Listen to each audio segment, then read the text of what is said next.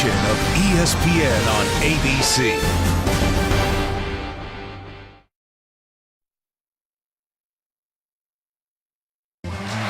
Josh Rosen under pressure. Throws. Touchdown. Rosen fakes the spike. In the end zone. Touchdown. Rosen. Got it. Touchdown. A tight spiral down the seam. Touchdown, Bruins. The legend of Josh Rosen. He's got the hottest hand in college football, and today Josh Rosen leads number 25 UCLA into Memphis to face a Tiger team that is the favorite to win the American Conference. We welcome you to ESPN College Football on ABC, presented by Walmart. And that is the Liberty Bowl, where in each of the last two seasons, the Tigers have taken down a ranked opponent. And they look to make it 3 years in a row with the Bruins in town today.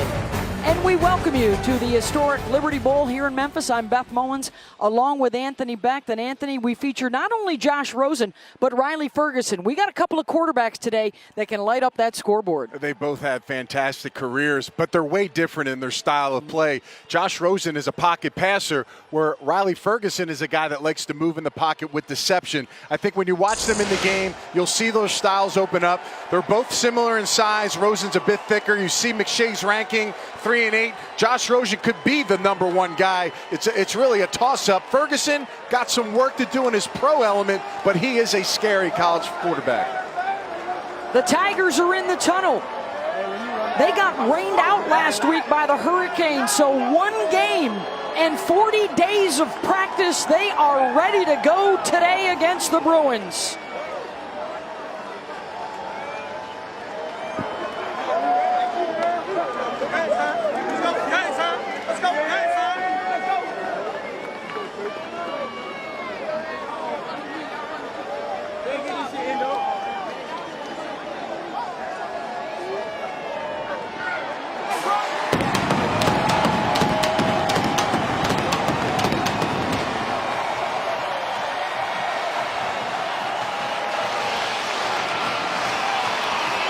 Memphis is ready. Josh Rosen and the Bruins are ready. It's college football presented by Walmart. Continuing after this message and a word from our ABC stations. ESPN coverage is streaming live on the ESPN app. Download now and take ESPN everywhere.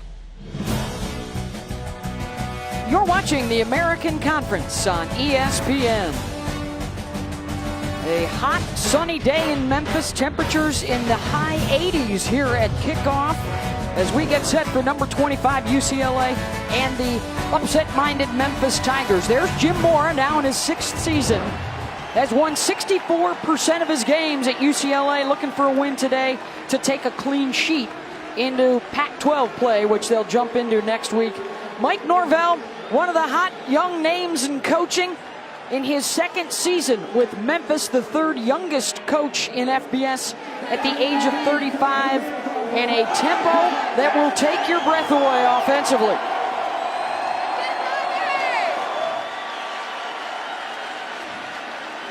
Prize recruit Darnay Holmes will be the deep man for the Bruins. Riley Patterson, the true freshman, set to kick it off for Memphis.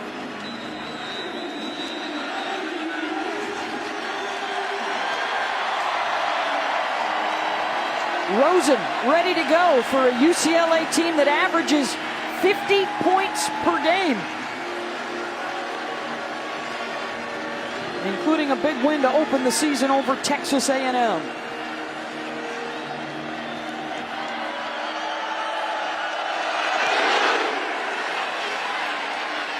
Kick is short, and a chance for Holmes off the hop. Gets through the first wave, and Darnay with the cut to the outside, out across the 30, and tossed out at the 33-yard line. A return of 31. And let's bring out the junior from Manhattan Beach, California, Josh Rosen, with the 9 touchdowns through his first 2 games. He's a big kid, 6'4", 218. Yeah, he's been carving up defenses early on in the season. Tight window throws are key to his game. He's got great accuracy and sees the field cleanly and pocket toughness. He will stand in there and deliver a strike to the open receiver. Leads the nation in passing touchdowns. He's third in passing yards through the first couple of weeks of the season. And they will open up empty for Rosen.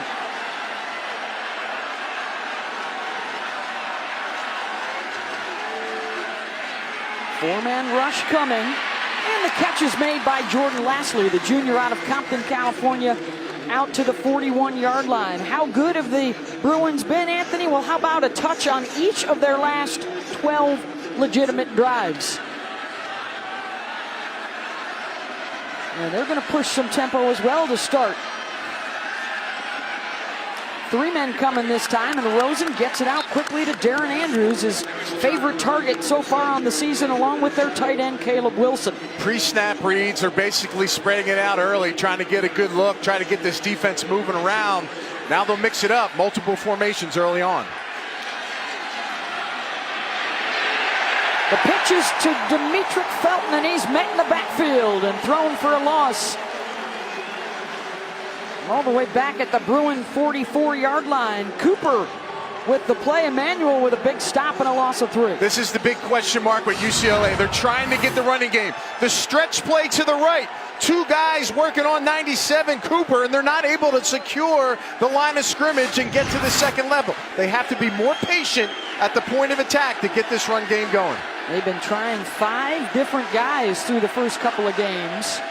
We did not see Soso Jamabo warming up with the team pregame. He may not be available today.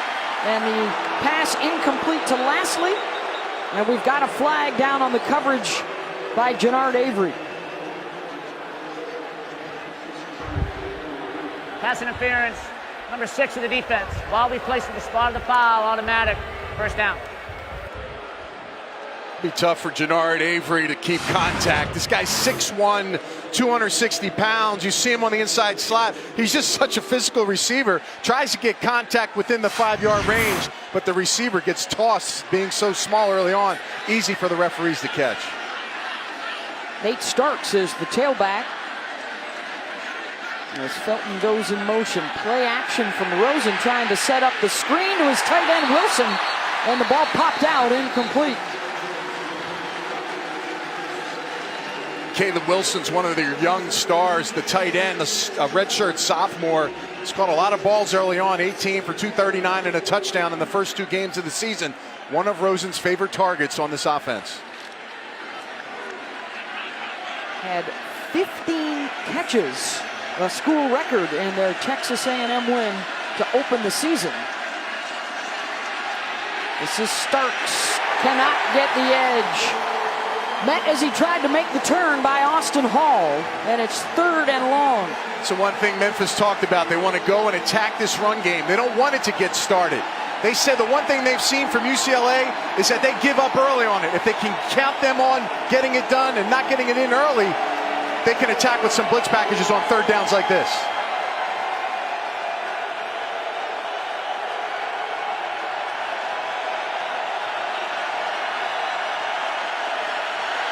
Three-man pressure, Rosen to Starks, gets across midfield, but he will be well short. Wrapped up by Bryce Huff, and it's 4th down. Great effort first series for this Memphis defense. UCLA mixing up personnel sets. Memphis stands strong, able to hold it off. And again, trying to disrupt the pass and give Josh Rosen an early key to throw it short. They forced it on that last play.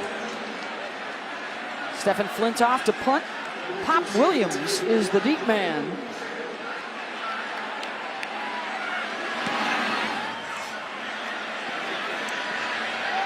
Pop will let it go over his head, and it takes a good UCLA bounce to stay put. A 38-yard punt down to the 8-yard line. Riley Ferguson in charge when we come back. Okay. Some UCLA fans making the trek here to Memphis. They haven't been here since the 1976 Liberty Bowl and a loss to Alabama. Having some fun enjoying some barbecue. Riley Ferguson, the 6'4", 210-pound senior out of Matthews, North Carolina, the starter for the second straight year. He's got a big arm, can make all the throws. He's mobile. He likes to move all around in the pocket. A lot of deception. He is their RPO, run pass option master. Try to follow the ball, folks, when he has it in his hands. It's a UCLA defense that has been run on, and they are also dinged up. Several starters out today. And this is Henderson breaking tackles across midfield. Henderson with a blocker in front. The cutback and out of bounds inside the 15-yard line. Henderson came into this game averaging 14 yards a carry. He just obliterated that on the first snap. You just see working the zone. These defenders have had a hard time for UCLA filling their gaps and making plays. That's 80 yards on the first snap, folks. This is going to be a tough day for this UCLA defense. The Bruins have 2 new starting safeties, by the way, in the lineup as Henderson ran right up the chute. They are also without starting linebacker Kenny Young this afternoon. Play action, incomplete, and a flag down, maybe, I'm going to say pass interference on UCLA. This will probably be, they're going to call it on him. It's interesting because you had the receiver blocking. Yes. They ran an RPO. Pass interference, number 22, the defense. As the penalty occurred in the end zone, the ball replaced the 2-yard line, first and goal. Let's check in with Rocky. Very interesting what I just saw there, Beth. After that first long run, UCLA's defense went to a 5-down look, essentially a 34 defense, something I've not seen from them this entire season, but they got to find a way to stop this run today. Starting defensive tackle Boss Tagaloa is not out there, and it is a 5D lineman set again. On first and goal.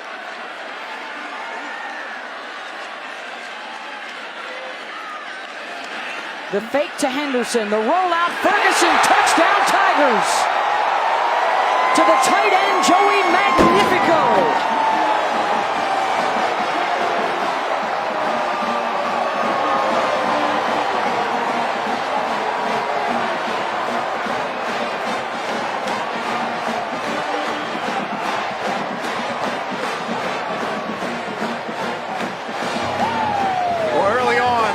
With this defensive change, doesn't look good early for this UCLA defense. Memphis moves the ball right down the field in 26 seconds to get that score.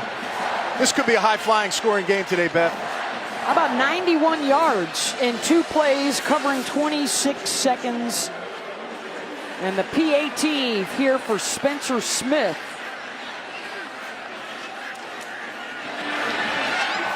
7-0 Tigers. Darrell Henderson making it happen. You better find a way to tackle this guy because he's got breakaway speed. And then why not hit the big tight end? It was Magnifico.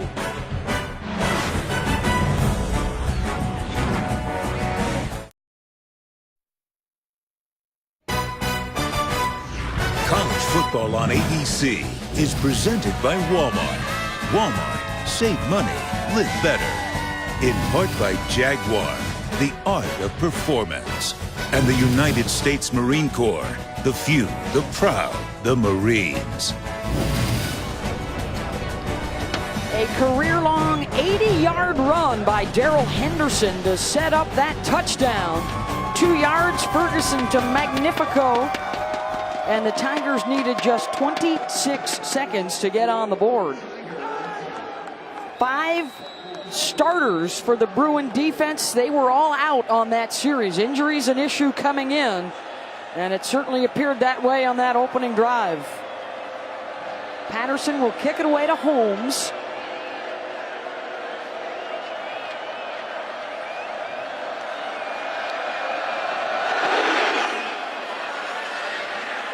Another short kick that hops at the 20 over the head of Holmes. And cut down at the 15-yard line.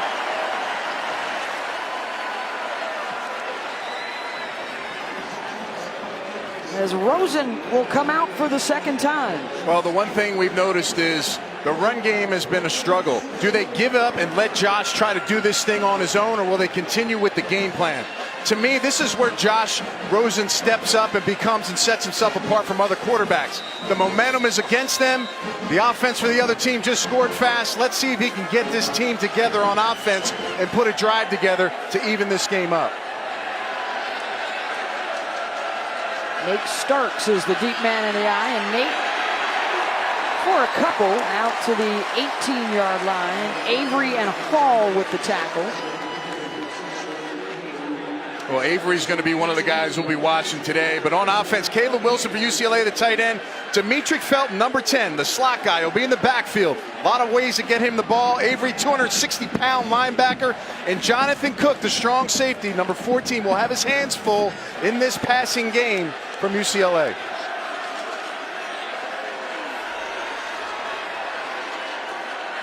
The pitch to Starks.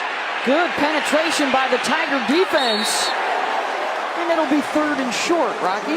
UCLA offensively, they're mixing up in the run game some zone schemes and some man-to-man. I think with Memphis's defense being undersized, they have no 300-pounders in their front seven. They need to start going more downhill in the run game. There's a flag at the end of the play. Unsportsmanlike conduct, taunting number 14 of the defense. 59 penalty at the end of the That's run, the guy automatic you were first just down. talking about, Anthony. Jonathan Cook, their experienced DB. You know, you got to be smart. This young man's their captain, someone the defense looks up to. When you're getting close out of bounds, I know you want to set the tempo as a safety, but you got to be smart. A lot of momentum going on for Memphis right now. You got to be able to keep cool under pressure. Don't give UCLA freebies. They get a first down now and a chance to get better field position and potentially move the ball.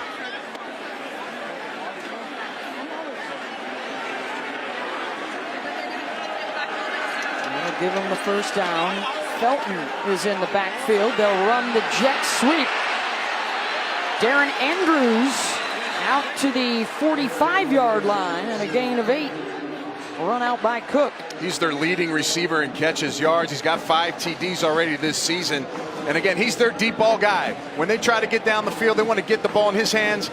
So many weapons on this offense to throw the pass to. The tight ends, the receivers, the backs. Josh Rosen's done a nice job early in this season of divvying out the production to all these players. Bolu, all the run from me is now in a tailback.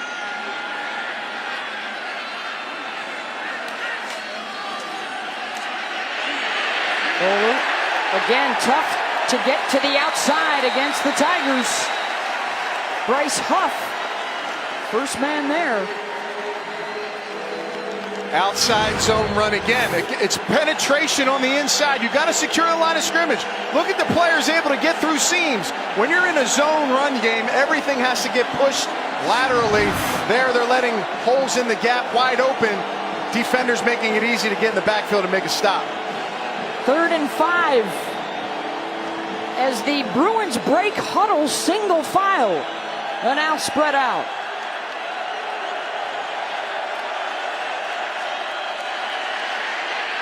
Rosen, broken up, incomplete.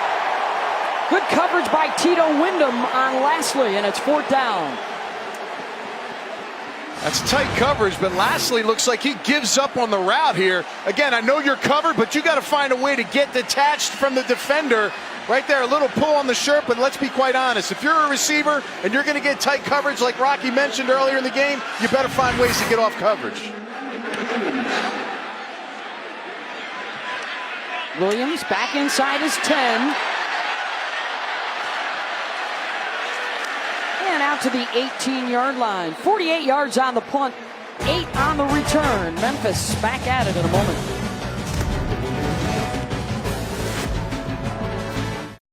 Take a look at today's game-changing moment brought to you by Benjamin Moore on the very first drive of the day. 80 yards for Darrell Henderson.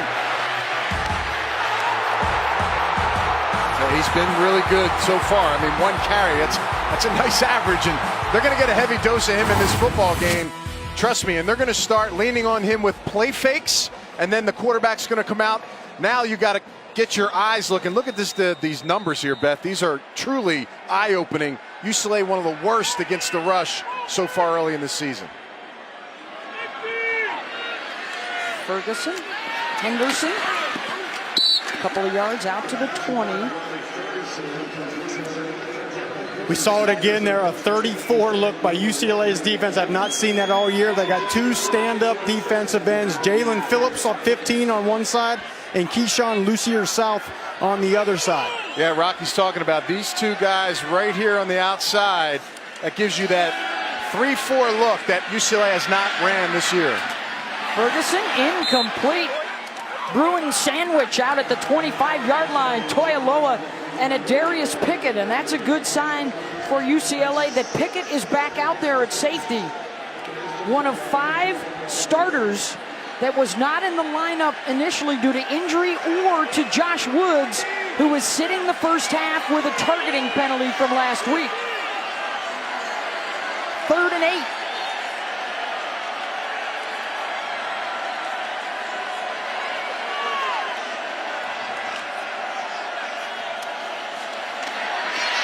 Ferguson, incomplete on the wheel route to Patrick Taylor coming out of the backfield, and it's 4th down. Yeah, you got to have a little more touch on that pass. Riley got kind of excited there and really launched that ball out of his hands, but that's a way to calm things down. And for UCLA's defense, you know, don't look at what happened the last series, come back strong. It's a nice stop by these kids. Mo Osling is the deep man here. And a fair catch and some interference on that attempt. The flag is down. Memphis has recovered the football after the 44-yard punt, but I think it's going to be interfering with Osling.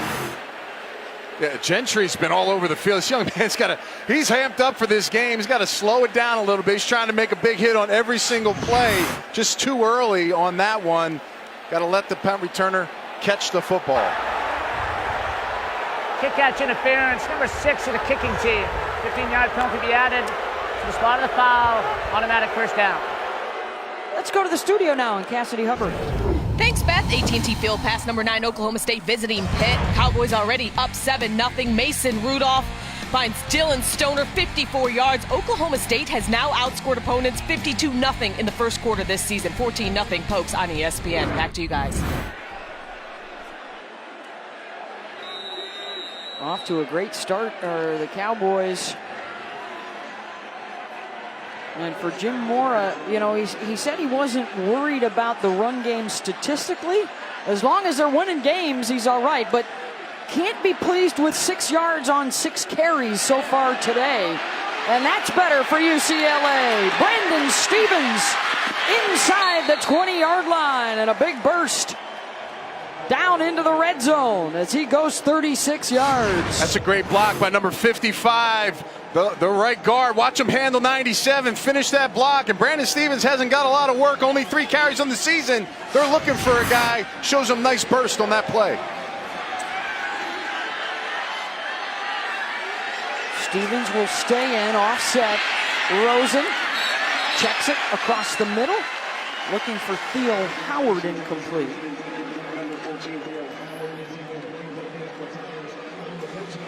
Memphis doing a nice job. They talked about being physical with the receivers and the tight ends, not letting them get off the ball easily and let Josh Rosen pick them apart. In the red zone, there is a guy that Josh has a familiarity with. He likes getting it to the tight end. Right now, they're in a spread look with a bunch, with a few of the receivers. Caleb Wilson is the tight end at the bottom of your screen. Stevens, good pursuit by Memphis, taken down back at the 21-yard line by Jonathan Cook. I don't quite understand why UCLA's defense is going horizontal with their run game. They're running zone action. Again, undersized defensive front for Memphis. Try running more right at them. That's where they've had most of their success today. Yeah, again, and Rocky's talking about cutting the defense, making the back go right downhill. Don't let them get outside, get all the way to the sidelines. Memphis is ready for that. They've seen it on tape. UCLA might have to make an adjustment.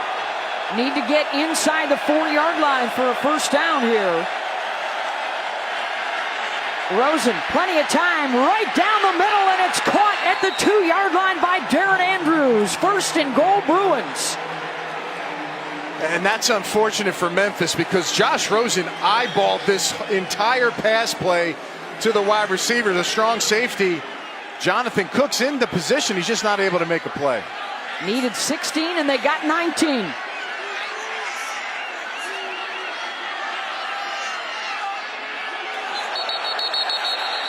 Flags on the snap.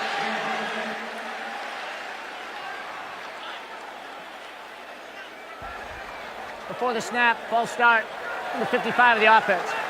The 5-yard penalty, first down.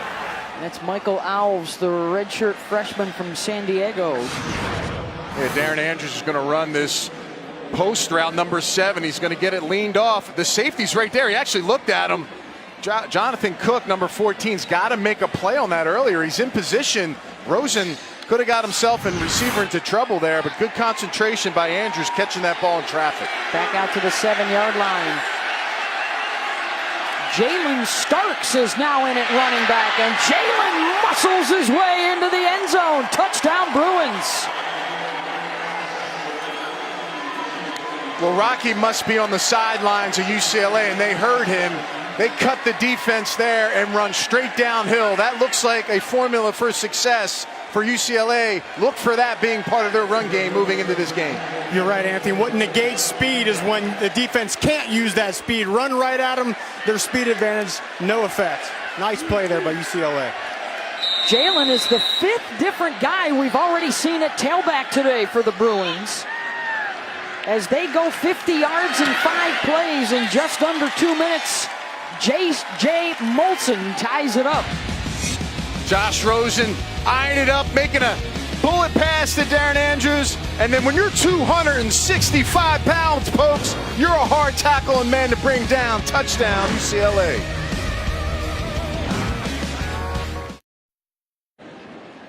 Well, tonight on ABC, it's 3rd-ranked Clemson, the defending champs, taking on the Heisman Trophy winner a year ago, Lamar Jackson, and number 14 Louisville. Coverage of Saturday Night Football begins at 5 Pacific, 8 Eastern, presented by Wells Fargo. It's also streaming live on the ESPN app. Good response for the Bruins, all leaving at 7 apiece. 6:18 to go here in the first quarter on a steamy, hot day in Memphis.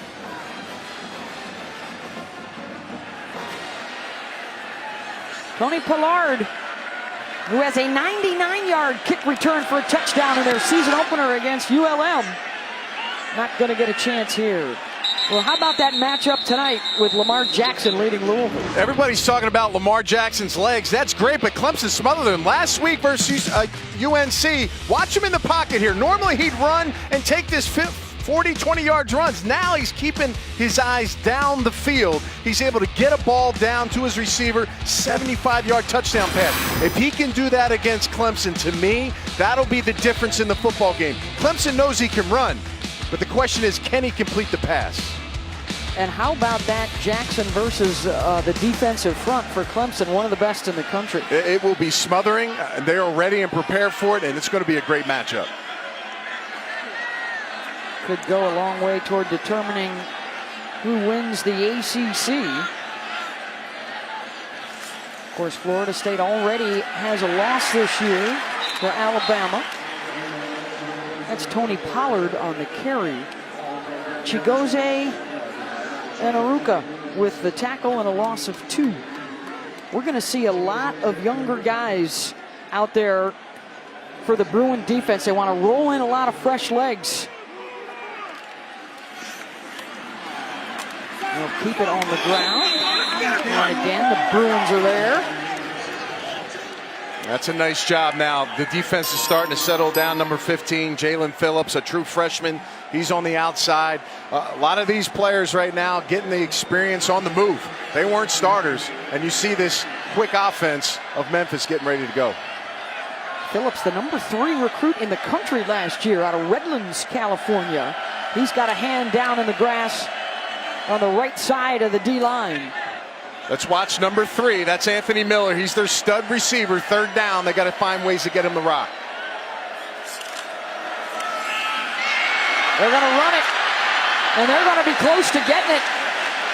The spot looks like it's just shy at the 34-yard line. on the run by Patrick Taylor. 4th and inches, they're going to hustle to the line. And they're going to go for it at their own 34. It looks like the referee's pointing first down.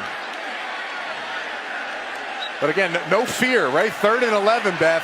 You're thinking pass. They run the ball and get just under 11 yards. And here's the 4th down. Again, Riley Ferguson, 220 pounds, 6'4". He's able to get his body and work, and right there gets that second effort past the line of scrimmage. On the quarterback keeper for the first down. Gutsy call there for the Tigers. Intercepted. Picked off by a Darius Pickett as it went through the hands of Pollard. And this is what happens in this RPO run pass. You have sometimes confusion. Right here, it looks like the receivers are trying to go out and block. Watch number 1 on the inside. Just kind of dilly-dally around thinking it's a run, and Riley Ferguson's trying to get him the ball because he's open. And the ball deflects off his hands, and an easy interception for Pickett, number 6. Yeah, after that play, Anthony Miller had his hands up in the air, basically mouthing the words, "What are we doing here?" He was on a completely different page than Riley Ferguson was there.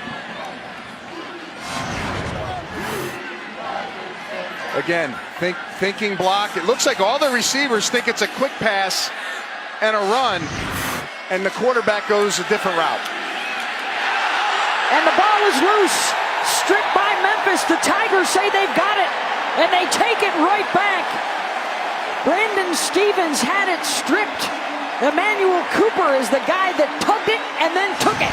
One problem you have when you roll 5 backs in is a guy that hasn't gotten a lot of snaps doesn't necessarily get the work during the week, and it might show there. Stevens fumbles, a sophomore, only 3 carries coming into the game. Emmanuel Cooper, who's blocking this guy? He's been in the backfield all day. Strips the ball away. Guys, from down here on field level, the tenacity of Memphis's defense is palpable right now, and they are fired up on the sideline. Guys shooting gaps and playing with much, much more physicality and aggression, in my opinion, than UCLA right now. Soso Jamabo did not make the trip, one of their top running backs.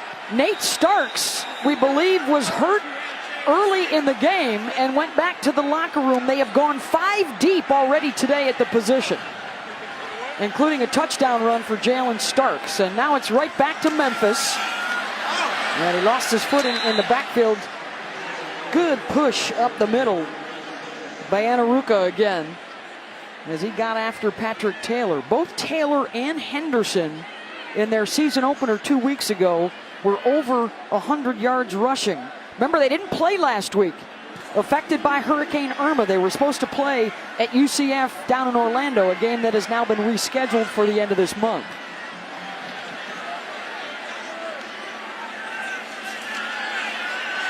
Ferguson popped up in the air again and almost picked.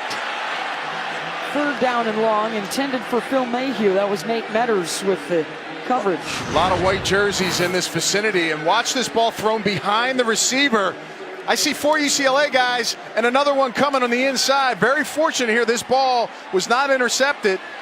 Nate Meteors pops it out, trying to make that catch behind his body. Riley Ferguson has to be more accurate early in this game. Looking for their first 3rd down conversion. They're 0 for 2 today.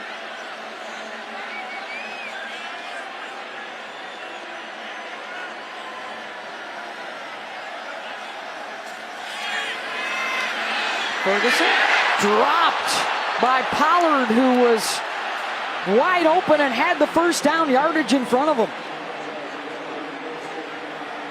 It's amazing. You know, you try to get out, have a fast start. You have a big run in the first series for a touchdown. You think things are good, and all of a sudden, turnover, and now a drop ball. Number 1, Tony Pollard, is a very accountable playmaker for this football team. They want to use him in a lot of different spots, not able to hold on to that ball on the out route. Fair catch by Osling. Let's go to Cassidy in the studio. Thanks, Beth. Got Jersey Mike's performance above in Nebraska hosting Northern Illinois, and Tanner Lee struggling here with his 2nd pick 6 of the first quarter. He's now thrown for more yardage to NIU's defense than his own team. Huskies up 14-0. Beth, Anthony, back to you. Thank you, Cassidy. Let's take a look at the college football rankings brought to you by Chick-fil-A with a look at the AP poll. It's going to be tough sledding, Anthony, in the Big Ten. They got 4 teams in the top 10 this week. Yeah, you know, and I'm still big on Penn State. I think they're the second best team. Obviously, Alabama, no argument there from a lot of folks across the country.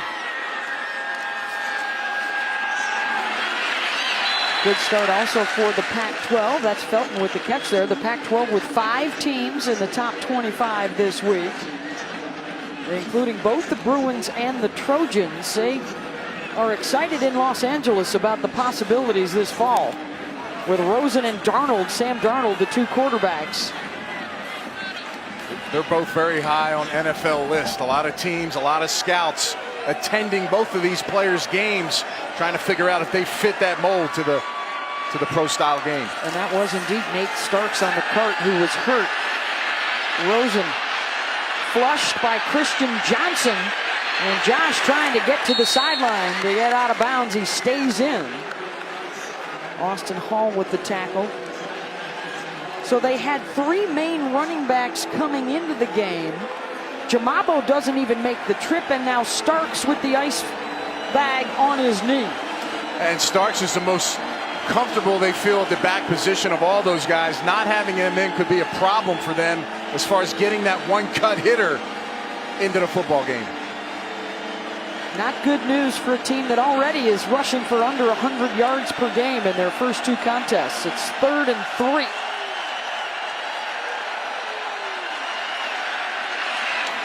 And the catch is made out across the 40-yard line. A first down to Austin Roberts, junior out of Hollywood, Florida, and a gain of 6. I think the one thing you notice from Rosen right off the jump is he's very accurate. Puts the ball in a catchable spot for his receivers. They pluck it out of the air, and they never lose speed. An easy 3rd down conversion for this UCLA offense. 6 for 9 today.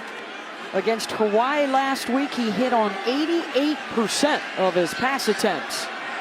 Was 22 for 25 last Saturday. All a run from me. Out to the 46-yard line. Josh now in his 3rd year as the starter. He was a freshman All-American. He only played half the season last year and then got hurt. He's had a touchdown pass now in 21 of the 22 games he's played in. Rosen on the run and the dive for the first down. He's got to work on his slide there, but he's not a guy that wants to run the ball. He wants to stand in the pocket. He'll be mobile within the pocket, and he is literally looking for the receivers to come open. That's a trait that's hard to find. Doesn't get nervous when that pocket compresses down. Final minute of this first quarter. Rosen looking for the deep ball, incomplete. Intended for Theo Howard, the sophomore out of Westlake Village. They had him ISO'd on the linebacker, Curtis Akins. Yeah, Akins gets in his face. If Akins not there, they can hold this block at the line of scrimmage. This is going to be a touchdown. But because of that right there, kind of awkwardly takes Rosen out of his follow-through and overthrows the football. And on that last play, UCLA's offense went to a max protect look. That was only a 1-man route. You can see the pressure that Memphis's defense is able to bring. UCLA is going to have to go to more max protection look, so Rosen has someone to throw the ball to.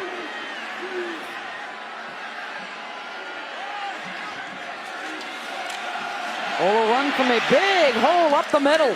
Cut down at the 40-yard line. And a gain of 8. Now that's an inside zone run, so again, it's a bit quicker hit for the UCLA run game. Now we're starting to see that production pick up quite a bit now than we started. Moving quickly to the line, and the flag flies. Memphis trying to make substitutions here while UCLA is hustling to the football with their tempo. There is no foul on the play. Prior to the snap, Memphis takes its first time out of the half. They get the timeout. 30-second timeout. So they'll take the 30-second timeout. Reminder that tonight at 7 Eastern on ESPN, number 12 LSU against Nick Fitzgerald and the Mississippi State Bulldogs down in Starkville. It's ESPN College Football presented by Hampton by Hilton. Also streaming live on the ESPN app. Darius Geis led the SEC in rushing a year ago and off to a good start. Really haven't missed a beat since Fournette left. I mean, this guy is strong. He's powerful. He runs with vengeance. I mean, he's just a strong runner. He'll take blows all over the place, and he'll keep going, turning those legs. He's powerful. He wants the ball every single snap. You better wrap him up. 4 straight 200-yard games. That's impressive. I don't care where you're playing. And that's SEC football for you. Some of the toughest defenses in the country. This young man can tote the rock. So on 3rd down and short, the Bruins will run it with Bolu, and he's got the first down. Check that. That was Jalen Starks who scored the touchdown earlier. Now that's an area where you'll see him, the short yardage. He's 265 pounds. It's the biggest back arguably in the country, and he's got that second effort on the first down. Rosen with the release and the connection with Darren Andrews to the 19-yard line. Well, there's a reason why I put the impact player around Jonathan Cook at the strong safety position, number 14. If he can react quickly, he'll be able to make plays. So far, 2 straight balls caught in his area, he's not able to defend. The snap at the end of the quarter, and Rosen dropped it and chucked it.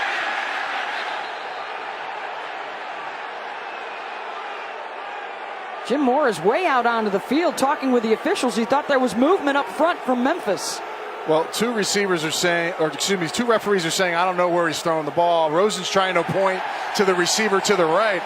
It looked like there was a receiver there. Intentional grounding, number 3 of the offense. There's no receiver in the vicinity of the quarterback to knock it out of the tackle box.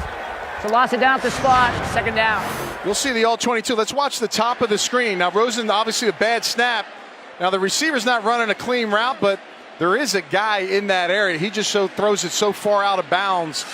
The fact that he didn't get outside the pocket and he threw it so far out leads him to believe that might have been why they made that call.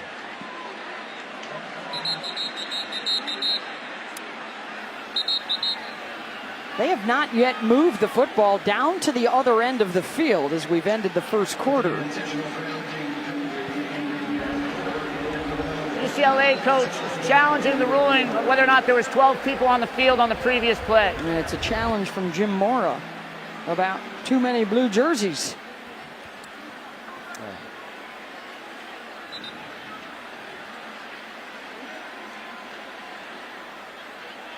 Yeah, we can count them up here. We get the screen up.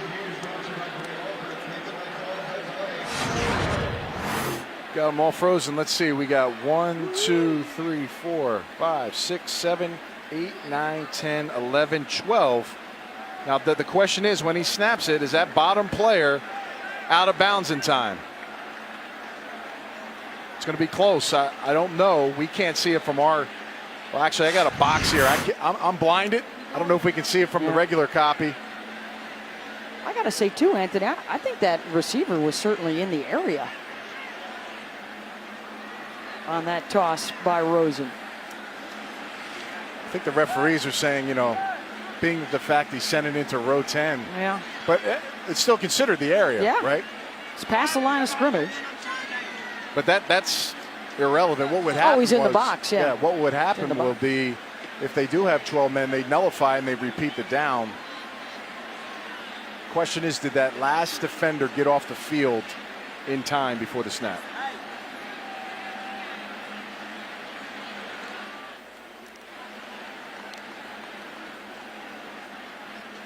As it stands, it's a loss of down and a loss of 10 yards.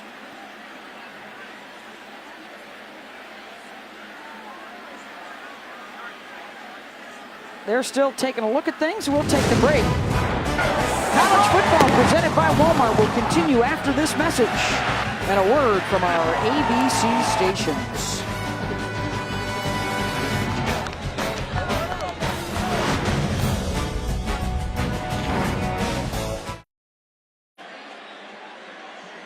We'll look at the bottom of the screen right here. That's Jannard Avery. He does not get off the field in time before this snap gets off. It's very close. And then we had the grounding penalty on the other side. Both of those get nullified. We bring it back for an extra play in the first quarter. 1st and 10, UCLA. The extra football for you folks here in Memphis. And what will be the final play of the quarter, and now... Wow. We're breaking all UCLA first quarter takes its time first records. Timeout of the half. Oh, boy. 30-second timeout. A timeout for the Bruins.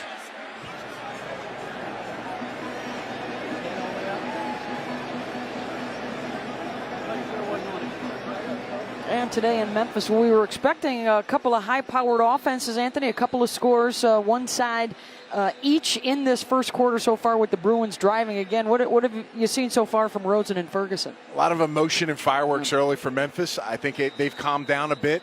And I think UCLA's defense, giving up those big explosive plays, has found a way to get back on track and slow down Memphis. Now Josh Rosen is starting to pick it up on offense. Let's see if they can continue to put these drives together and put pressure on Memphis's defense. Bruins will run with it. Will run for me down to the 16-yard line. And now we will take the quarter break as the teams will head to the other end of the stadium here at the Liberty Bowl, even at 7.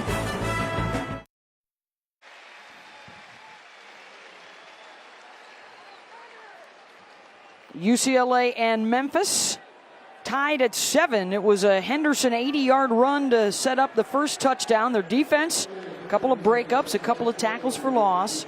And then Jalen Starks, the 7-yard rushing TD for the Bruins. We've seen back-to-back turnovers, and now we see UCLA on the move. They're back inside the red zone, down to the 16-yard line. For Josh Rosen, 9 touchdown tosses through his first couple of games without a pick.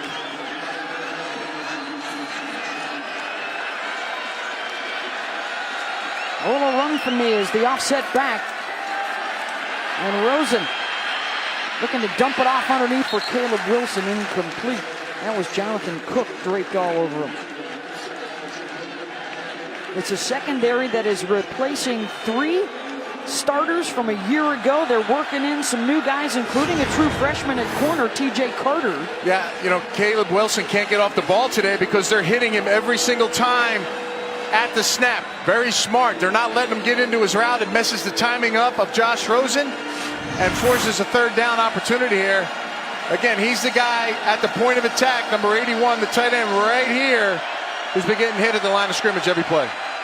Bunch set to the left for Rosen. He throws that way, incomplete, behind Darren Andrews. And a good stop there for the Tiger defense, which, oh, by the way, they are down 3 starters today due to injuries in Jared Gentry, Darian Porter, and Jackson Dillon. So they've had to go deep on the depth chart early in the year. This will be a 33-yard attempt from J.J. Molson.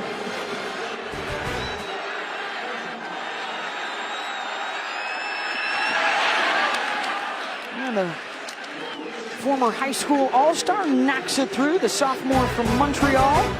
And it's a 10-7 UCLA lead.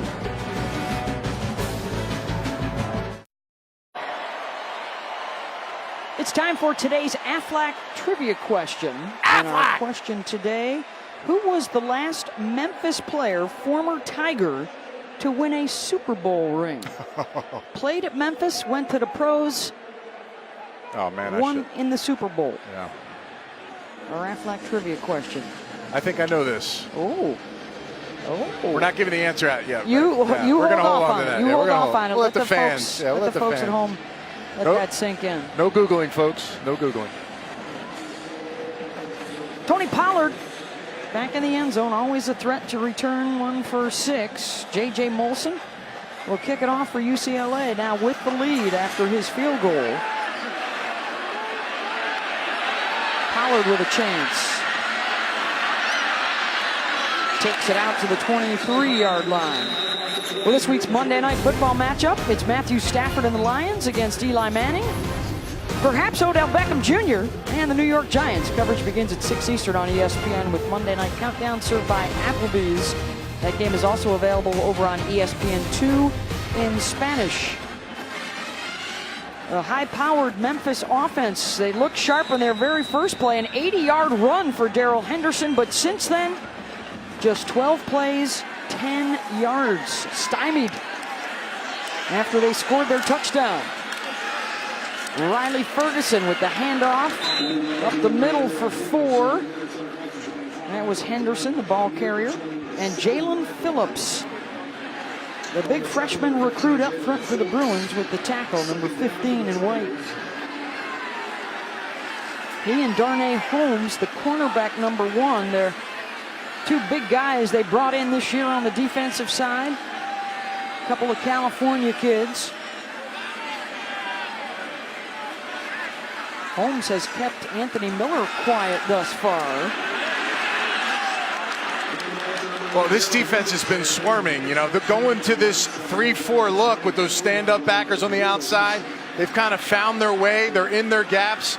Those 3 down linemen that are set up over the tackles and the center, they're going to 2-gap. It means they're going to hold those guys to the point, drive them back, and let those backers fill the gaps. Right now, they're playing this really well. You saw the yards so far for Memphis. Not good since that big touchdown run. Loss of 4 on that play, so much better job from that run defense. Trying it through the air. Tiger fans wanted a flag. They won't get one. Mayhew was covered by Metters.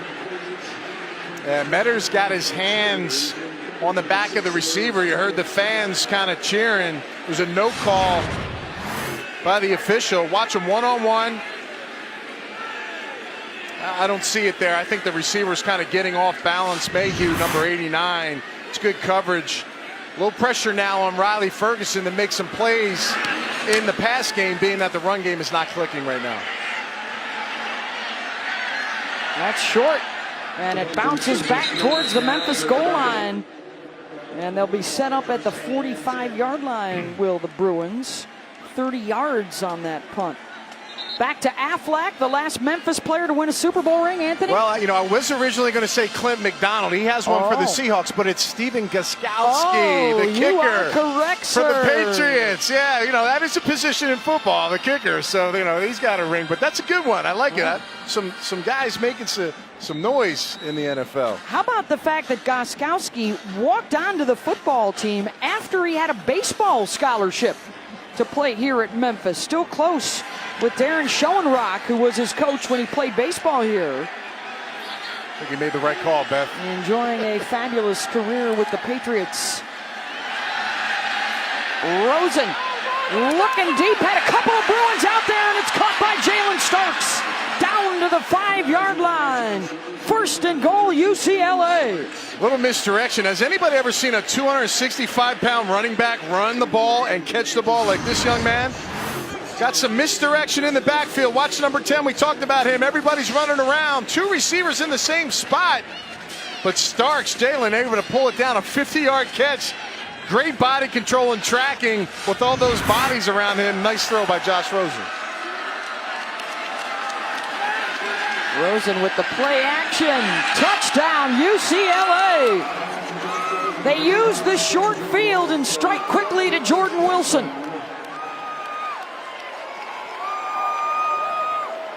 We talked about Caleb Wilson, 81, being the guy that they'd like to get the ball. Well, now you mix it up and throw it to a player you haven't gotten the ball to this year. That's his first catch of the season, and it's a touchdown for the redshirt freshman out of Nashville, Tennessee, local. Rosen with his 10th touchdown pass of the year. And it's 17-7, Bruins on the road. Like getting the balls to my favorite positions. Get it to the tight end, the safety valve for the quarterback. Another touchdown for Josh Rosen.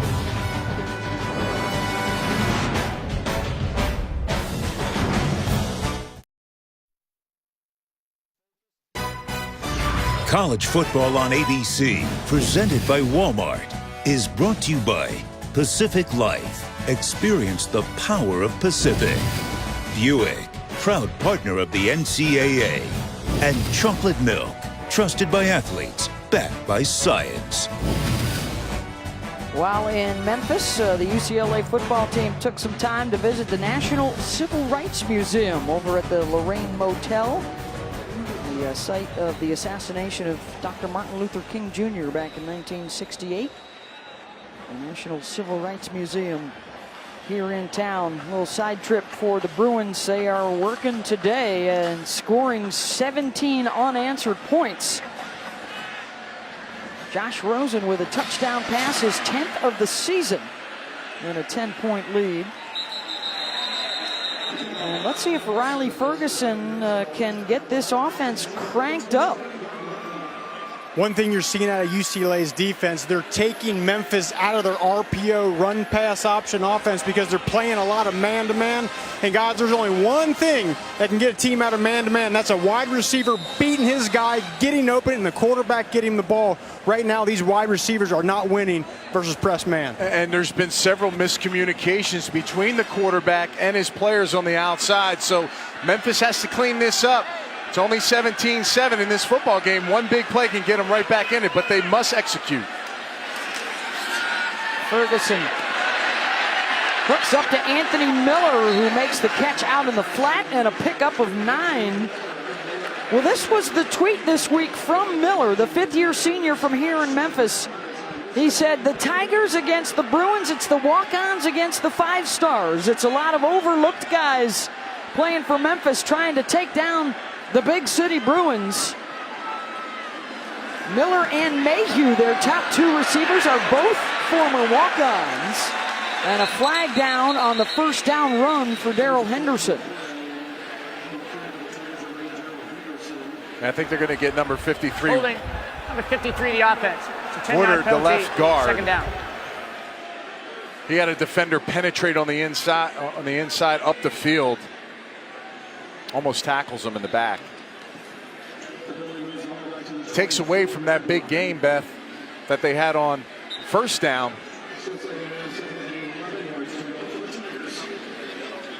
The spot will be back at the 24-yard line, so 2nd and 11. One thing Mike Norvell talked about is he wants to stretch the field, use the entire sideline to sideline, and also vertically to try to beat this team. They'll run the option left. Henderson with the 3 receivers trying to pick up blocks on the perimeter. Popped out at the 28-yard line. That was a good hit from Octavius Spencer and Darnay Holmes. Here's one of those 5-star guys. Yeah, he's a stud. Remember this young man's name, Darnay Holmes. He's going to be a household name shortly at the cornerback position. True freshman, high on a lot of lists out there across the country. Is arguably the best defensive back to come out. 3rd and 7. Deep down the middle and wide open. The catch is made by Magnifico across midfield and down to the 45. A blown coverage, nobody there to run with the tight end. Just runs a seam route up the middle. Now the tempo is going to get picked up, try to get UCLA off guard. 25 yards on that hookup. Ferguson slings it. Almost picked off. Couple of Bruins in the vicinity. Denzel Fisher is the guy that had a beat on it. He actually had the tight end again. Was there. He actually had the tight end again on the other side. Receiver falls down. There's 2 defensive backs in the area. Almost pulls it down. Number 18, Spencer. Great concentration. Good job. Junior out of Pasadena is replacing Jaleel Wadu, the starting safety who's out today. Setting up the screen for Taylor with a blocker in front. One man to beat. He's got some helpers with him. Touchdown Tigers.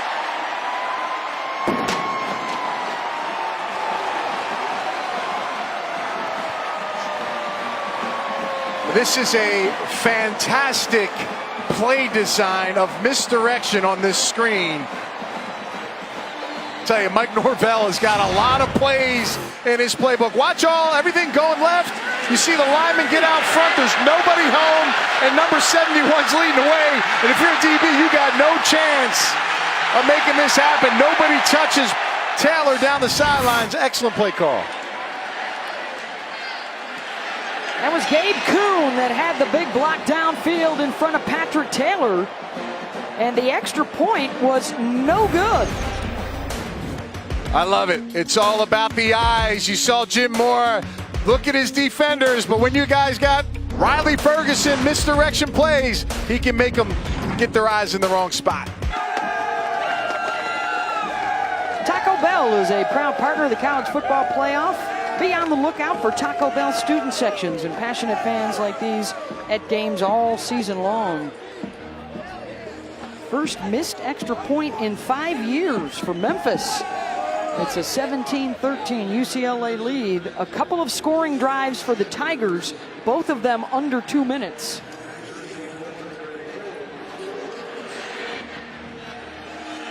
And that was a big counter right there by Memphis after the Bruins had rattled off 17 points in a row and seized the momentum.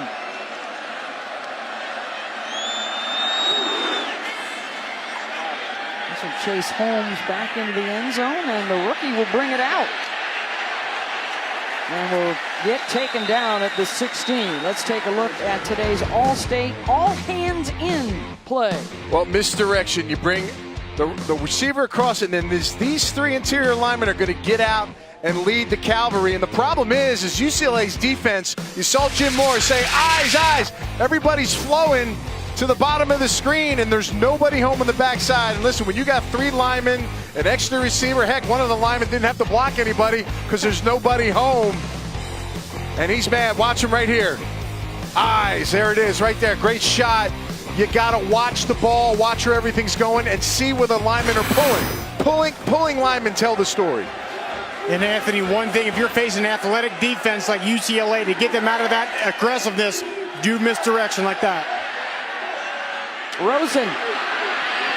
First down, Bruins out across the 35. Christian Pabico, the junior from Long Beach, and a pickup of 22. This is a concept-driven patterns in the routes for the wide receivers, which means any of these guys can go in at any position and run the same plays because they know the concepts. Jed Fish, the offensive coordinator for UCLA, has instilled that. That's that pro element, and that's why these guys can be interchangeable with multiple players playing positions. Fish in his first year coming over from Michigan. He's their third OC in the last 3 years, and they'll get it into Tiger territory. It's Theo Howard for 14 more yards. Talked about ball placement. This is what you want. Watch how perfectly this ball is. In stride, out in front of the receiver. That's big time. That's not an easy throw for quarterbacks. Josh Rosen makes it look easy on that completion. Ola run from me is the deep back in the eye. Rosen will go play action. Looking for his fullback, Gentosi, out of the backfield. Squirted off his fingers. Josh so far 11 for 17, 150 yards, and the one touchdown pass, a 5-yarder to Jordan Wilson.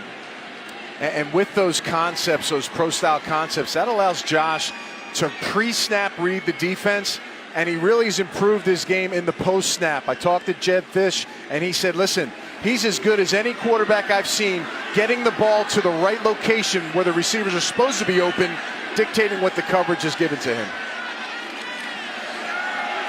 Oh, run for me. Thrown for a 2-yard loss. Emmanuel Cooper and John Tate right up the gut. And it's third down and long. Cooper's been all over the place at the defensive tackle position for Memphis, number 97. Really getting some nice surge and penetration. Now third and long. This is where the routes, the protection, everything comes into play. Can Josh Rosen deliver a first down pass?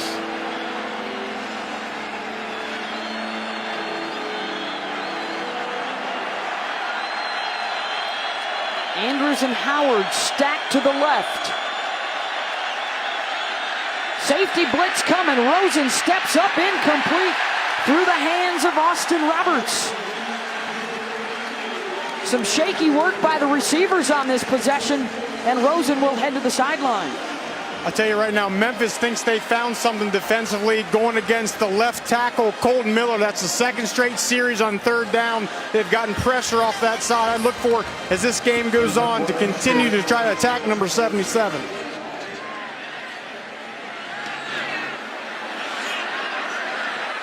Williams will let that one bound over his head, and for the second time, Flintoff will get one to die inside the 10.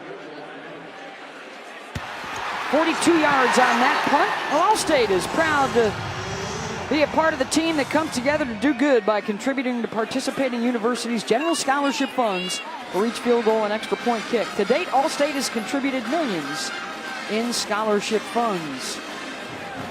17-13, number 25 UCLA on the road. A hot Saturday afternoon in Memphis. Beth Mowens, Anthony Beck, Rocky Boyman with you. Tigers trying to make it 3 years in a row with an upset of a ranked opponent here at the Liberty Bowl.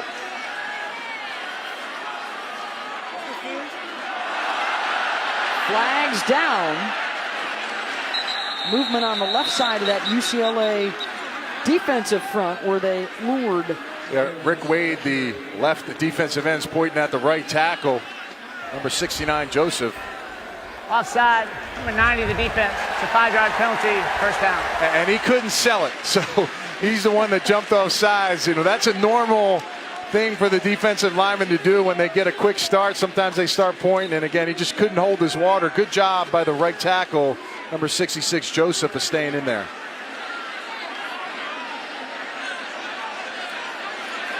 First and 5 on the ground, and there is the freshman Phillips into the backfield to take down Henderson.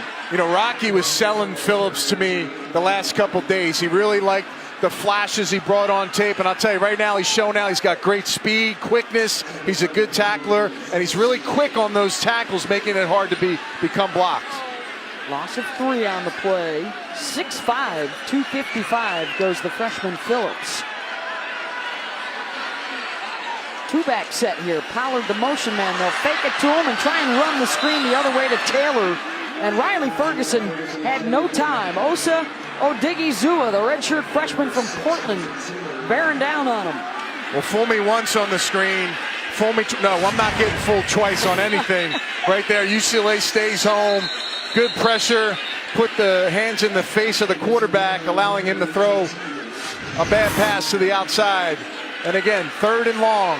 Riley Ferguson, can he come up with something in his arsenal down the field to make a play? 1 for 5 right now on 3rd downs.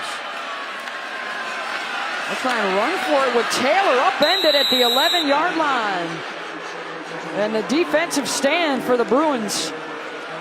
Anthony, you were just talking about Jalen Phillips. One of the things I like about the young freshman, long arms. He really extends those guys out. You saw it on that play. He helped build that wall.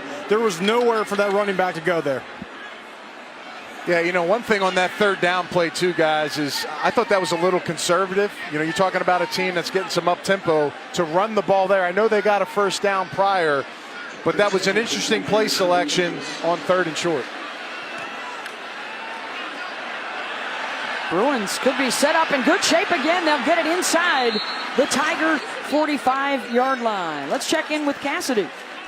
Thanks, Beth. Duke looking to go 3-0. Baylor looking for its first win. And check out Britton Brown. He breaks off a nasty 34-yard run featuring a couple get-offs. Duke goes up 14-7 in the second. Beth, Anthony, back to you.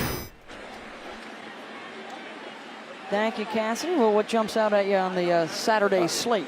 We keep talking about this game right here, and I'll be quite honest with you. And is anyone going to be more battle-tested than Clemson early on this season?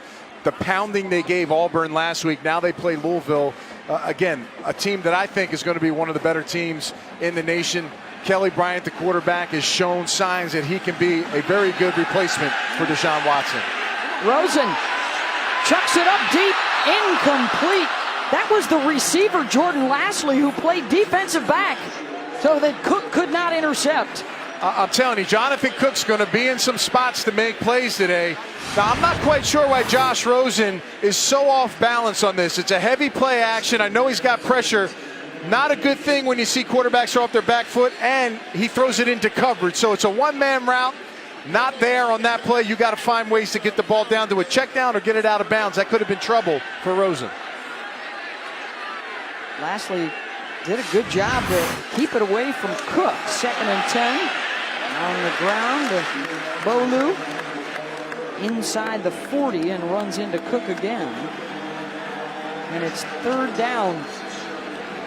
Cook starting to make his presence. We saw him on a blitz on the last series on the edge in the backfield and coverage. He's starting to find his ground a little bit, becoming an important piece for this Memphis defense. Watch on this 3rd down. The left tackle, Colton Miller. I think, again, Memphis defense thinks they have something. Watch them try to attack that side. Here it comes.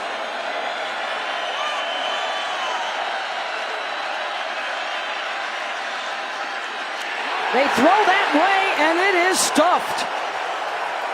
Demetric Felton with the catch, but Tito Wyndham was waiting for him, and a loss of 3. It's 4th down. Well, the one thing that the defensive backs from Memphis are going to do are get in your face. Watch 24. He will attack this. He sees it in number 17 on the outside. Babico does not make the block. And number 24 comes with a vengeance. It's a nice play behind the line of scrimmage. Excellent job getting off the field after that short punt, Beth.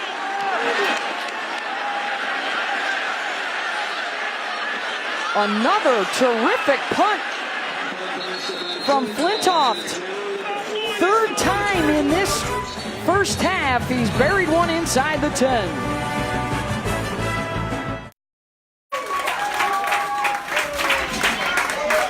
Hey, that's the UCLA alumni watch party going on at the Atwood Kitchen and Ballroom in New York City. Well, next Saturday, we'll see College Game Day live from New York City and Times Square for the very first time. Game Day in the Apple. Look for just about everybody representing in New York City. Times Square next Saturday at 9 Eastern. At my old stomping grounds. Now, as loud as they were cheering there, they will boo you too, so be prepared for that. Bring your A game, all you college football fans in New York next Saturday. That should be an electric atmosphere in the city. We've got just over 5.5 minutes to go here in the first half. And a 17-13 UCLA lead, a pickup of 8 on the edge. And Anthony Miller's been quiet so far at the wide receiver. A little quick passes, intermediate stuff. Got to take a couple chances with this young man down here as soon as he stops in the slot. A catch now in 27 straight games for the Memphis native. The jet sweep out to the 20. And a flag is down. Might have a face mask, Beth. Yeah. Miller had the best receiving season in school history last year. 95 catches. Personal foul, face mask, number 6 of the defense.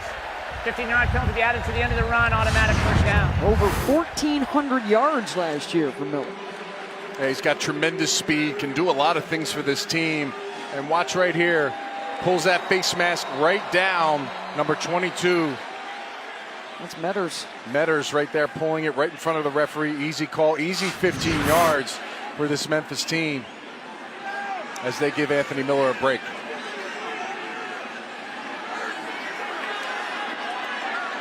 Taylor is the setback. That's Pop Williams in motion. This is Patrick. And Taylor shoved out around the 40-yard line. I think this is a big drive for Memphis. If they can put something together here, you're winding it down towards the end of the first half, kind of gain control. It's going back and forth. They had it early. UCLA's kind of been in control. Now it looks like Memphis is trying to pick some steam. Ferguson on the rollout. Throws it back against the grain. Into Bruin territory.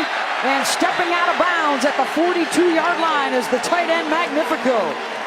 Well, Magnifico's been magnificent so far today. He's got a touchdown pass, but they're trying to get this wheel route on the outside. Magnifico's the second-tier player coming underneath, gets up the sideline. Looks like he might have stepped out of bounds. Think they got the correct call there, but he's been a nice target for Riley Ferguson early on this game. UCLA has not covered him. Had the touchdown catch back in the first quarter. Ferguson on the play action. The pump looking deep down the sideline. Incomplete near the end zone. Looking for Miller, and it was Pickett with the coverage. Yeah, now Pickett turned his body to the ball. This is an old crafty technique. I know Coach Moore probably taught him this. He boxes him out as he turns his head. Watch this, the top of the screen. Anthony Miller's going to go by the corner. He's got safety help. Now watch as he turns his body and boxes him out of bounds. Again, gets his face around, kind of tricks the referee. Not quite sure if that's catchable, though.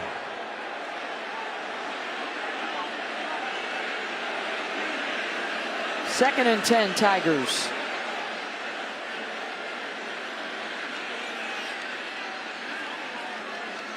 Ferguson will adjust and go under center here. Setting up the screen, and it's another good one. Staying in bounds, inside the 10, the 5, and diving across the goal line goes Tony Pollard. Touchdown, Tigers. This might be one of the best screens offenses I've seen so far in the country. Norvell has got these guys on UCLA's defense confused. The question is, did Tony Pollard stay in bounds? Let's watch his foot. Left foot in. Right foot in. I'll tell you what, that's a way to match. He's a short guy, but he's got that quickness and speed, knew exactly where he was on the field. And I'm telling you right now, UCLA's eyes are tricking them all over the place because they cannot find where these receivers and running backs are going in the screen game. Third touchdown pass for Ferguson. 2 of those on screen plays as that one goes 42 yards.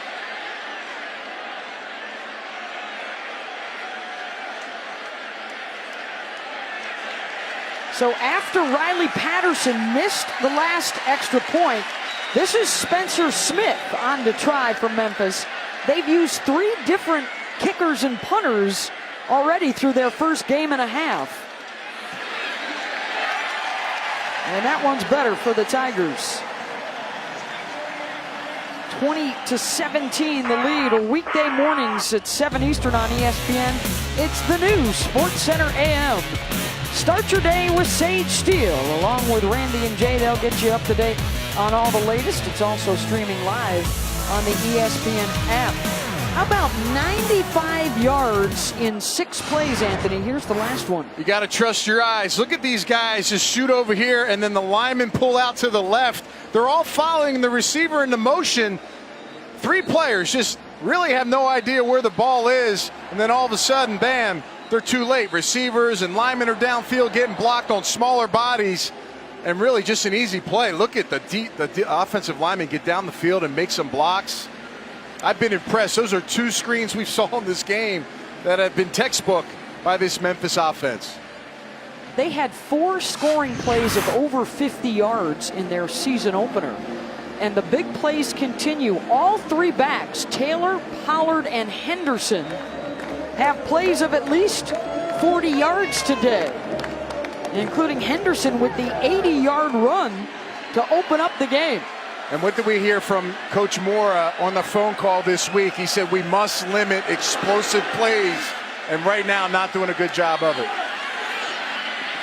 Darnay Holmes, big block at the 15, and what a collision that was. And a player is down. Man, I'll tell you.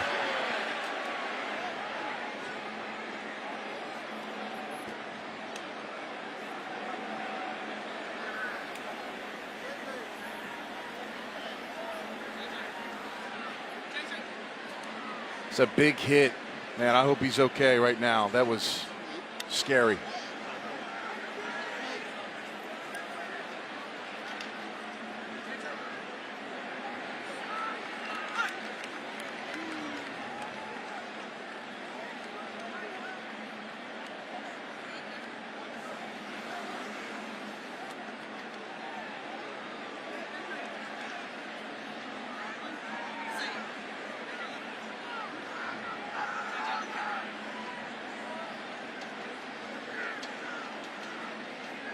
We will take the timeout. The medical personnel assisting the Memphis player who's down.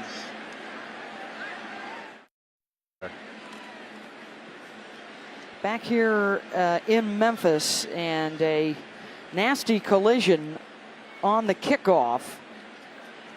And the medical staff quickly out onto the field. J.J. Russell is the player that was injured, the freshman from Grenada, Mississippi, on a block by Mossy Johnson for UCLA. There's no flag down on the play, and obviously concern from both sides.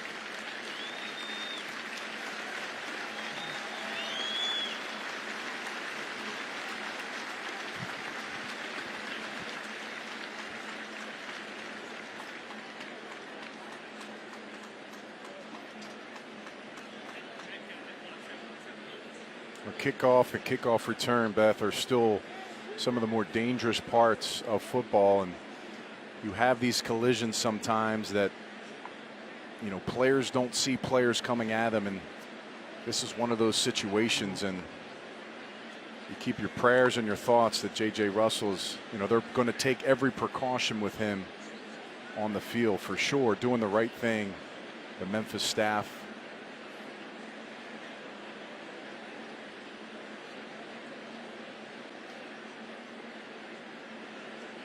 Obviously prepared for this moment, which is good to see.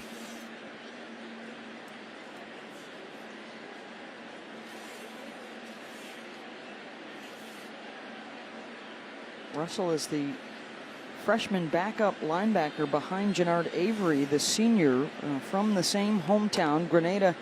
They've got a handful of players here at Memphis. Down to Rocky. You guys, you can see on the sideline here, virtually everybody, certainly on this Memphis sideline, from the cheerleaders to the players and even some staff, down on one knee, very concerned about their player right now. They're putting a lot of immobilizing devices around the neck and around the shoulder area, and certainly taking a lot of precautions right now. Very, very quiet as well. We're seeing similar images from the UCLA side as well, Rocky.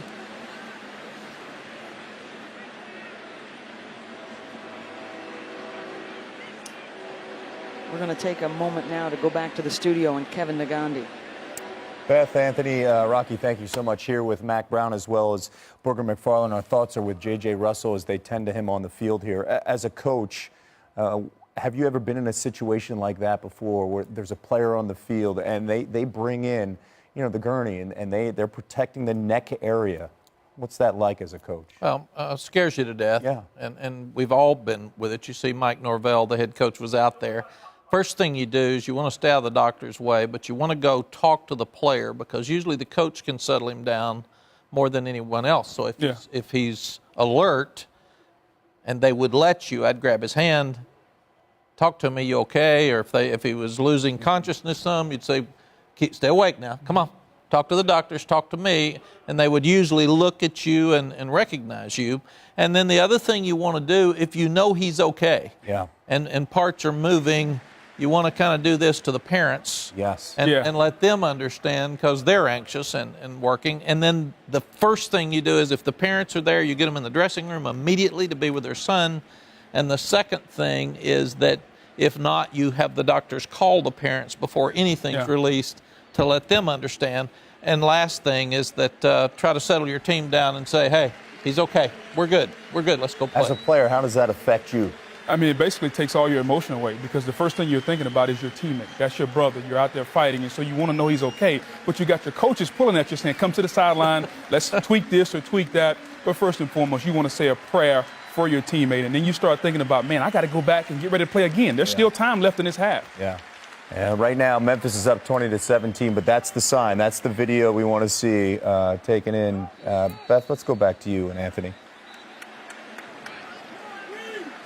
Thank you very much, Kevin. That's J.J. Russell, who will be taken back now to the locker room. Let's check in with Rocky down on the field. Yeah, Beth, I was able to hear the words that Mike Norvell mouthed. He said he is okay, but he instructed the training staff to make sure they contact his mother and let him know that he's okay. So very, very positive news here right now on this sideline. Thank you, Rocky. 3:42 to go in the first half. A 20-17 Memphis lead over 25th-ranked UCLA. The throw was to Darren Andrews. The tackle was made by Christian Slaughter, and now he is slow to his feet. Yeah, he looked like he got shaken up, grabbed his helmet there. I mean, there's some hitting going on right now on this football field, and surprised they didn't check him out after that one. Slaughter will stay in the game to the top of the screen. Rosen will hand it off to Ola Run for me. Good push out across the 25 to the 27-yard line. It will be 3rd and short and a gain of 9.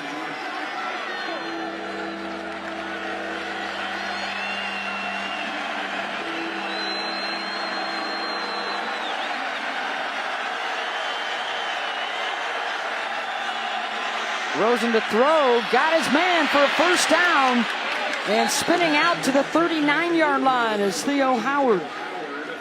Yeah, man-to-man coverage. Theo Howard's able to kind of get separation, and really a misplayed defense. No one's there to get him on the crossing route, wide open underneath.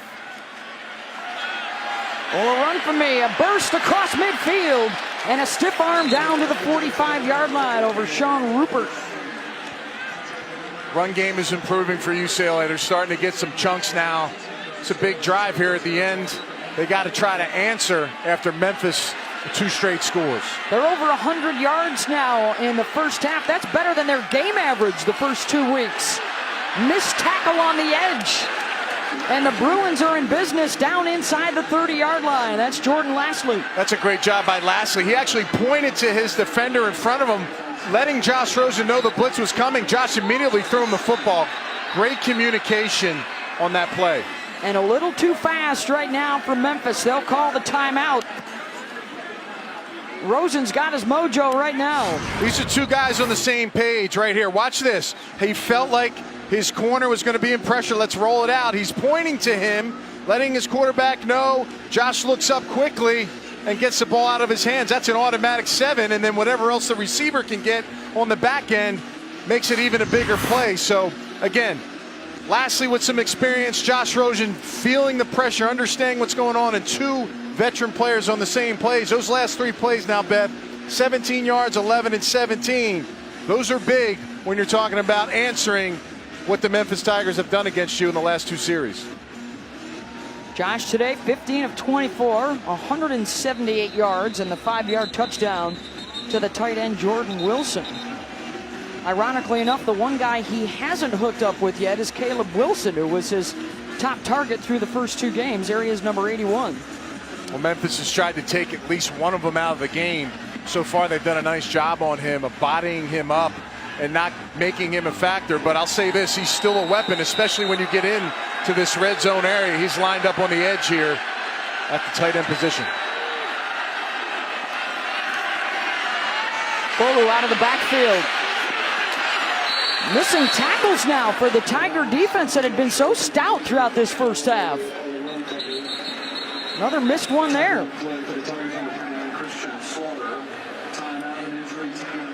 See the diversity of the running backs. The one thing that Jim Mora talked about was that these backs can do a lot of different things. That's why they roll so many guys. And there's number 39, Slaughter. Now Slaughter, he looks a little weary here. He got hit earlier in the game. Remember, he took a shot. He grabbed his helmet on several plays to start this drive. And he might have been still shaken up after that first hit.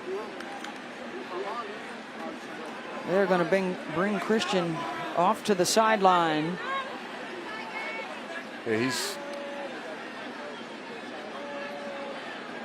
he looks a bit disoriented. Yeah. But we'll see.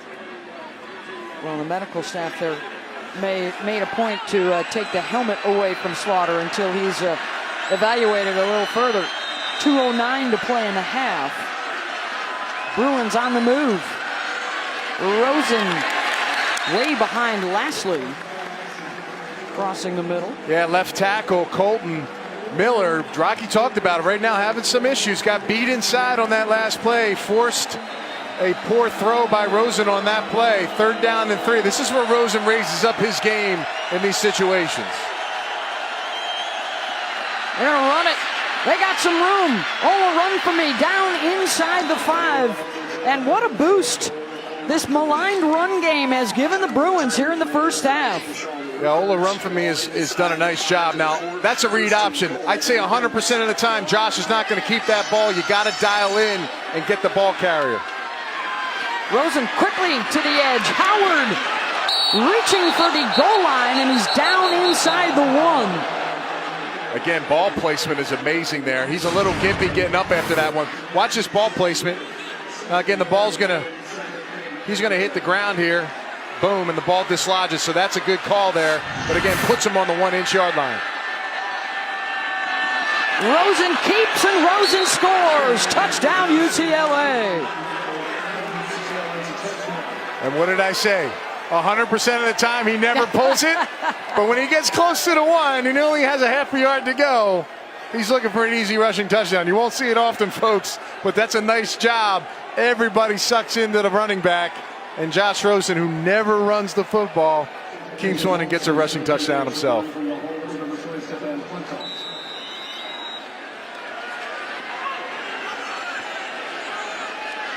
didn't have a rush coming into the game.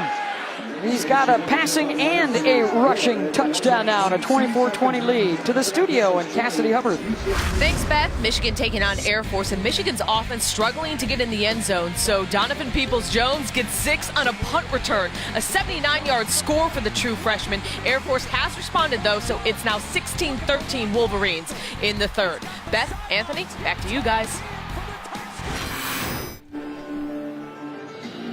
Thank you, Cassidy. That is Christian Slaughter, one of their starting cornerbacks, heading back to the locker room with a member of their medical staff.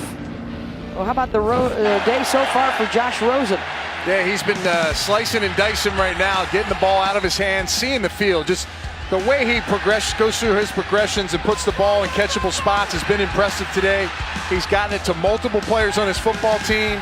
And again, just divvying the ball out to the guys in their areas. 9 different receivers have caught balls today. And of course, hey, why not? 1 rush on the season, let's make it a touchdown. One of the signs of a great quarterback is they take what the defense gives them. Last week versus Hawaii, Josh Rosen was launching bombs down the field.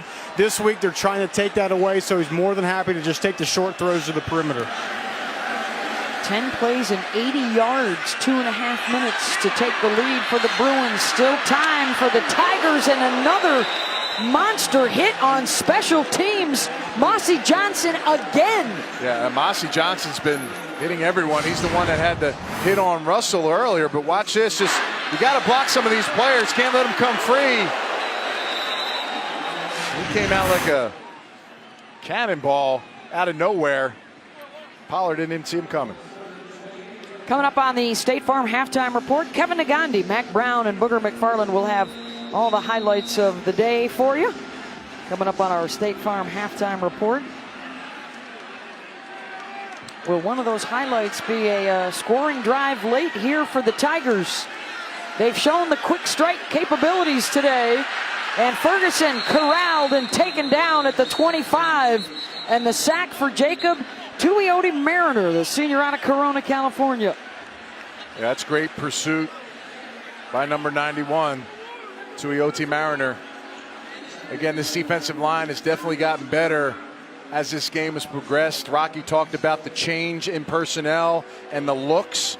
They've gone from mainly a 4-down look. They changed it up today and gone a 3-4. And we thought early on, Beth, that was going to be a bit scary. Memphis took the first play 80 yards, and from there it's been pretty good.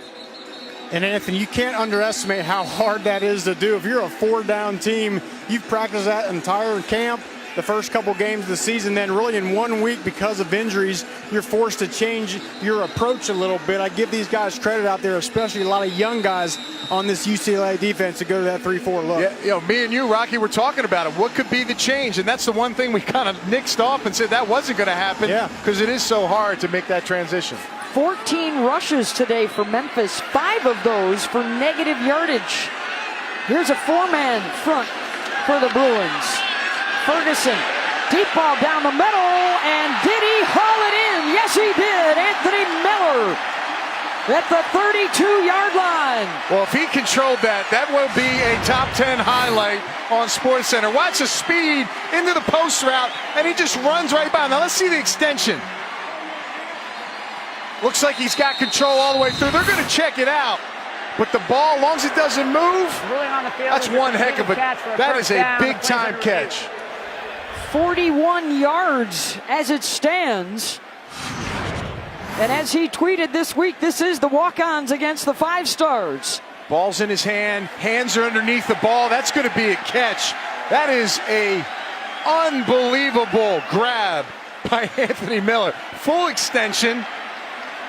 Guy on his back, and he bounces up with the ball tugged. This will be a good view here. Bam, you see his hands? That ball is firmly secured to his chest. No movement. This should be a quick one. 3 catches, 58 yards in the first half for Miller. If I'm a scout watching this game, and there's about 5 here, and they were looking at Josh Rosen, I guarantee you they're jotting this kid's name down today, especially after a catch like that. They start doing some research on him. He's pretty explosive. Former walk-on from here in Memphis, didn't have any other offers. When we talked to Mike Norvell and Daryl Dickey about him, the offensive coordinator, say he's a self-made man. He is the hardest worker on their team. Here's the ruling. After review, the ruling on the field stands. A completed catch. First down for Memphis. Well, how about the catch from last year? One of the best all season for Anthony. Unbelievable. Just kills the DB on the outside. Totally whiffs him. And look at that grab. Throws the ball behind him. Is able to kind of contort his body with his right hand. Watch this. This is tough duty right here. Plus, he squeezed the end of the ball. Man's got some big hands for only being 5'11". That was last year against USF. Another big catch here down to the... We're going to spot it at the 33 here, 1st and 10. Ferguson looking to go over the top again. On the run, the catch is made. Touchdown, Anthony Miller.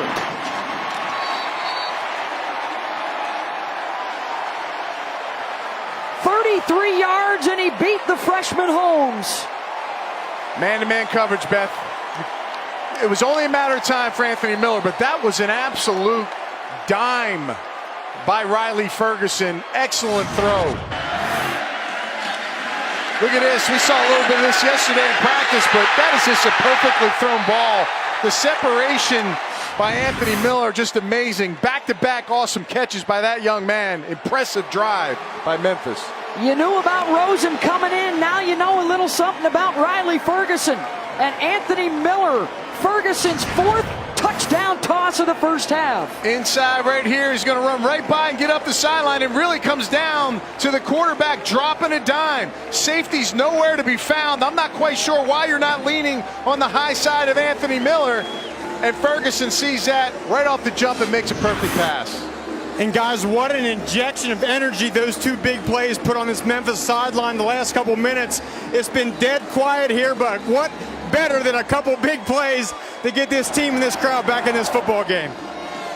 We've come a long way, Beth, when it was just 7-7, and we thought it might be a little slower paced game. Right now, we're starting to see some of them fireworks in this game right now. Your scoring drives for Memphis, 26 seconds, a minute 58, a minute 53, and now 40 seconds to put 27 points on the board.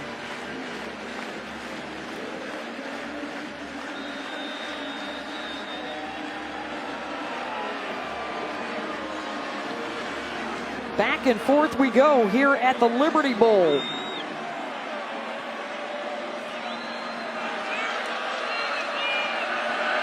Still not done. 47 seconds on the clock. It's a short kick to keep it away from Holmes. This is Jalen Starks.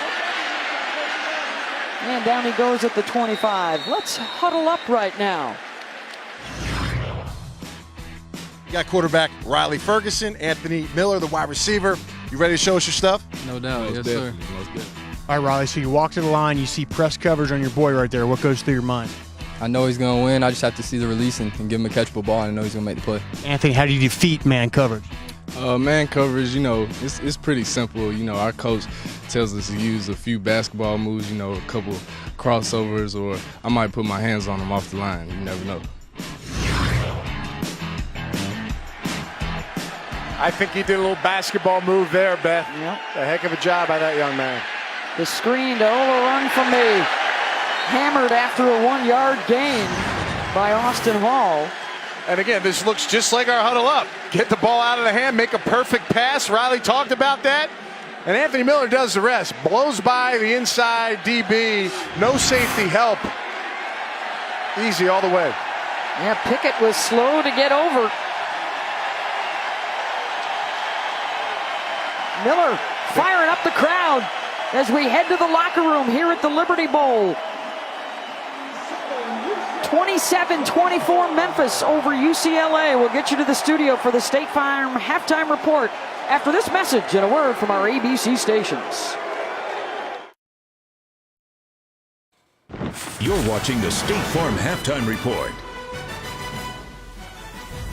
The walk-ons versus the five-stars are right now. The walk-ons looking good. Riley Ferguson to Anthony Miller, the walk-on, the touchdown strike. And right now, Memphis at home up 27-24 against number 25 UCLA. And the Tigers get the football coming out in that second half. Here with Mac Brown and Booger McFarland, I'm Kevin Nagandi, and Riley Ferguson, 4 touchdown passes. What do you think of this young man? Well, we knew he was good. He went to Tennessee, and then he transferred to Coffeyville Junior College. We've been hearing about him through 32 touchdowns last year. Mike Norvell also has a great screen game, and I think we're all a little surprised by the Memphis speed. Well, where's the defense? If you're Jim Moore and Mike Norvell, you got to be talking to your coordinators at halftime saying, guys, both teams are over 300 yards of offense. Can we play some defense in this football game? Offensive guy? Defense. Exactly. Right? Which coordinator can make an adjustment will be key in the second half. Hey, that's a little surprise right now. There are some other surprises so far in the early tilts here, and let's go to Kyle Field, Texas A&M taking on Louisiana. Aggies at 24-point favorite first quarter. Kelly Mond to Christian Kirk, and A&M up 7-0. They need to do more of this. Christian Kirk is one of the most explosive players in the country. He's got to touch the ball. Louisiana wasn't going anywhere. Look at the power here, Booger. This play epitomizes Texas A&M. They tackle the ball carry on the 2-yard line. He drives into the end zone. No physicality from the A&M defense. Trey Regis there muscling in, and then later on Monda, the 24-yard touchdown. You feel like A&M is going to try to pull away here. Well, they are, but they haven't been as physical in this game. They've only got minus 22-yard rushing against a team that usually gives up 384 yards. Look at that score, like Booger guys. said, on your home field, you've got to be more physical than the other team. They better get after this early in that third quarter. Cajuns up 21-14 at the half. Michigan at the Big House taking on Air Force, and they have some freshman playmakers. Donovan Peoples-Jones, bye-bye, 79 yards on the return. Yeah, they call that an explosive play. Michigan needs more of them because that offense is really a ball control offense right now. They have 4 offensive touchdowns this season, 4 defensive special team touchdowns. Air Force threw the football. There's a completion. Well, and it surprised Michigan as well as you, Kevin, because they've only thrown it 3 times in the game, 1 for 3. You cannot let Air Force hang in this ball game. The longer you do, the pressure goes. That's the only completion for Air Force right now. All they needed. 16-13 at the Big House. Another shocker so far. Nebraska at home, favored by over 10 points, taking on Northern Illinois. And Tanner Lee, it's been a long day. Who does Tanner Lee play for? I thought it was Nebraska. It looks like he's playing for Northern Illinois right now. Nebraska shut out the first half at home for the first time since 2007. They trail by 2 touchdowns. The Mullet, well, I mean, they put in a hurting on Pitt right now. Mason Rudolph, the offense on tilt. As long as Mason Rudolph's throwing like that, Mike can wear any hairdo he wants. And look good, right? And look good. Everybody likes it. This guy's really good. Last year in this game, 45-38, that Oklahoma State won. And then over 400 yards from Rudolph in the first half. He's the reason I picked OK State to win the Big 12. They are rolling at Pitt, 49-14. Big slate in the SEC, guys. Florida hosting Tennessee later on today in Gainesville. Which team can't afford to lose, Matt?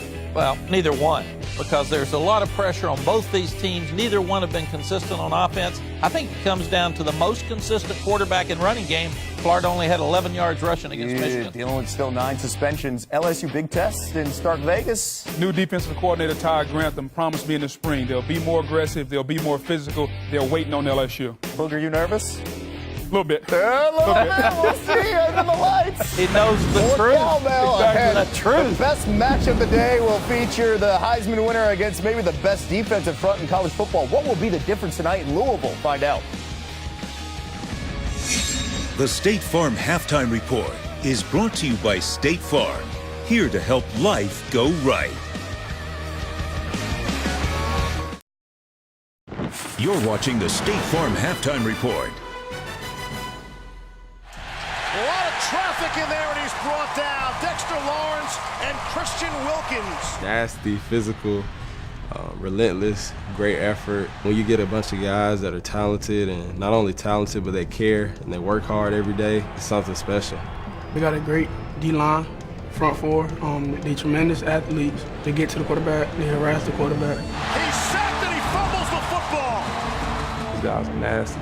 They're always having fun, face it every day in practice, so we know what we go against. You know, for them to go out there and do it is not a surprise to us. Lamar Jackson's a heck of an athlete. We want to pin our ears back and go get him, but you make one wrong move, he can squirt out of there and make you pay. And when I mean make you pay, he can take it to the house. They have a great defensive front, fast linebackers, and are very sound in the secondary. Ultimately, you just have to continue to attack them.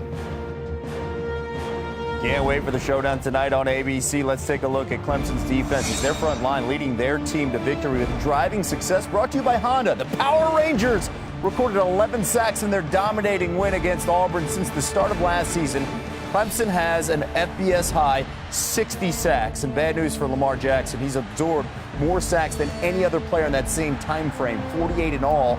5 in last year's loss to the Tigers. So, Booger, Clemson's defensive front, they have that Sunday talent. We know that. What makes them so good? Well, they're big and they're athletic. They're two inside guys. Christian Wilkins and Dexter Lawrence can eat up the middle. They'll play on Sunday. The two edge guys, when you start talking about Farrell and Bryant, these are all NFL guys, long and lean. And think about this from Clemson's standpoint. In the last 10 NFL drafts, they put 13 defensive linemen in the NFL. Only one school, Mac, has more. That's LSU with 14. They are D-line U now in the FBS. He's been sitting on that stat all morning. I'll look like Booger. You know, when you've got that many guys that look alike, you just reload. Exactly. When you know you're evaluating. No doubt. Speed and power. Yes. We've seen that. We saw the speed on display last year with Lamar Jackson in this game. One of the most exciting games of the year. And he literally one cut in away from potentially getting the upset. Lamar accounting for over 450 yards of total offense, 3 touchdowns in that loss to Clemson. You coached, Mac, Vince Young. When you watch Lamar, what's similar? Well, they take bad plays and turn them into good plays. I don't know how you stop them. Do you try to keep them in the pocket? Then they're faster than everybody. They run. Yeah. Or they can sit back and they both could throw the ball well. Or do you come after them and blitz and you got man coverage and you got guys with them running down the field with their backs turned running away from you, and that ain't good, brother. I've seen that happen too. So they're just really, really hard to stop even when you do your job on defense. It's the playmaking ability, not so much the size, because Vince is so much bigger than a guy like Lamar when it comes to the height. But speaking of Vince, let's go back into the time machine and Mac Brown, 2006 Rose Bowl. Your squad beating USC to win the BCS championship 41-38, one of the greatest games ever. And Vince, 467 total yards.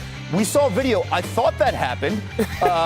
USC in their media guide this week saying they're 4-0 in the series with Texas, not including one loss vacated due to the NCAA penalty. Your response, Mr. Brown? Well, number one, I was at the game. It was on ABC, and I saw it. And I do look at the ring, and we still got it. And I think hardware. it is number one. Hardware. So we do have some hardware to do that. And if I knew that you could vacate games that you lost, I wouldn't have ever lost any. Because I would have done something to get somebody mad at me enough to vacate it. By the way, was that your last big win in Texas, by the way? Oh, I don't remember. I misremembered.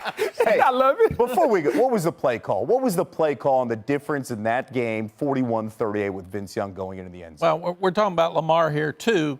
It was menu 2 because it gave him an outlet of 5 receivers to go to. But we said you throw it really well, but your legs are better than your arm. Yeah. So you look quick. And if it's not there, take that sucker. That's good coaching. That's really good coaching. That's good coaching. Your best player. We'll see what happens. Good job. Hey, reminding you, College Game Day next week, it's going to New York City. How about that? 25 years, 331 road games to Manhattan.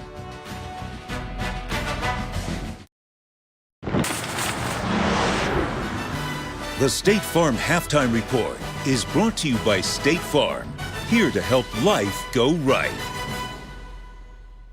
Let's take a look at today's most valuable possession, brought to you by State Farm. Arizona's Shun Brown had one of the best punt returns you'll see the weekend, coming last night against UTEP, just when it looked like he'd be taken down. Brown's spin move right there. Oh, my. Wow. I wouldn't be kicking to him anymore. 3 yards. Not at all. Kick it out of Arizona bounds. wins 63-16 against UTEP. Memphis right now up by 3 against UCLA. Josh Rosen, what do you have in store for us in the second half on a comeback?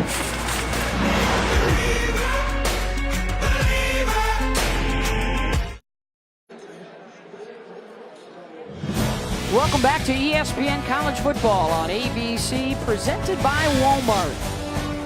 27-24, Memphis over UCLA as we get set to start the third quarter. Beth Mullins, Anthony Beck. We got Rocky Boyman with us as well. We talked about the quarterbacks coming in, Anthony. They haven't disappointed. Riley Ferguson, 4 TD throws, and Josh Rosen, a TD toss and a TD run.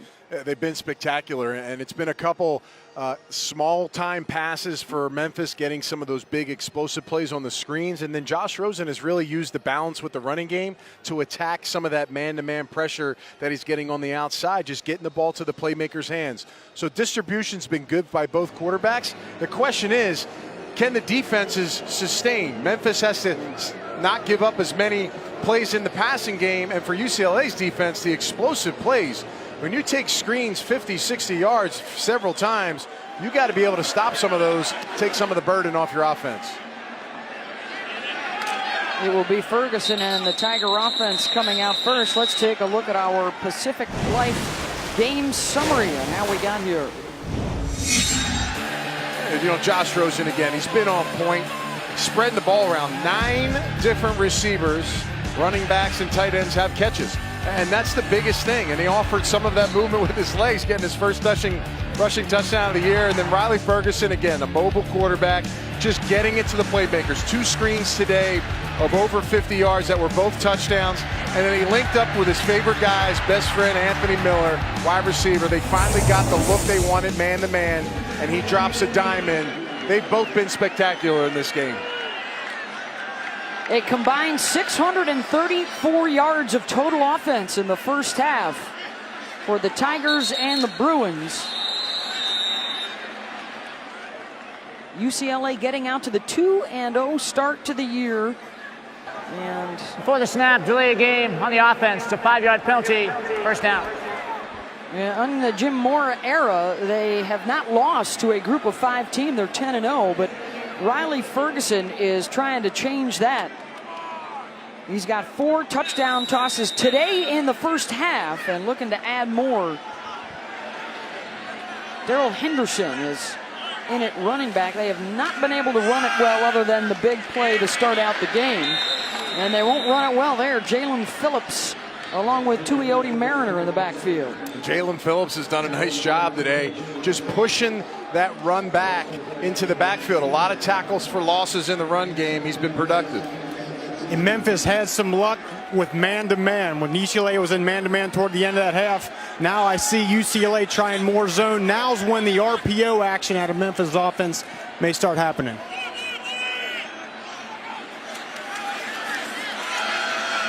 They'll run it with Henderson and a flag down out to the 23-yard line.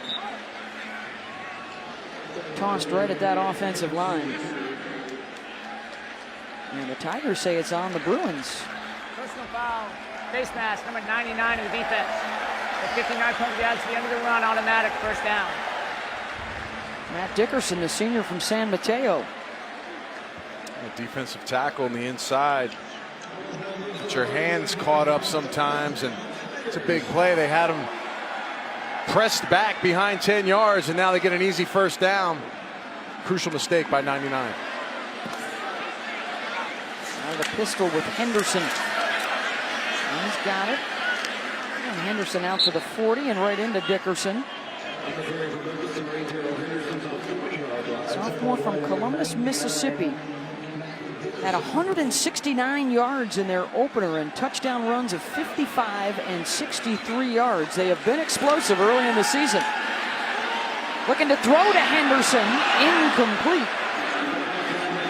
Wheel route got behind Pickett. Yeah, they've been trying to hit that wheel route, pull the outside corner and safety away from the sideline with the post route by the receiver, and then get that running back one-on-one with the linebacker, just not able to get hooked up there with the pass.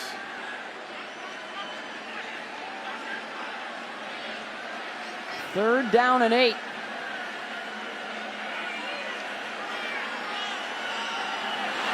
Incomplete. And the late flags coming from every direction at Nate Metters, covering Phil Mayhew.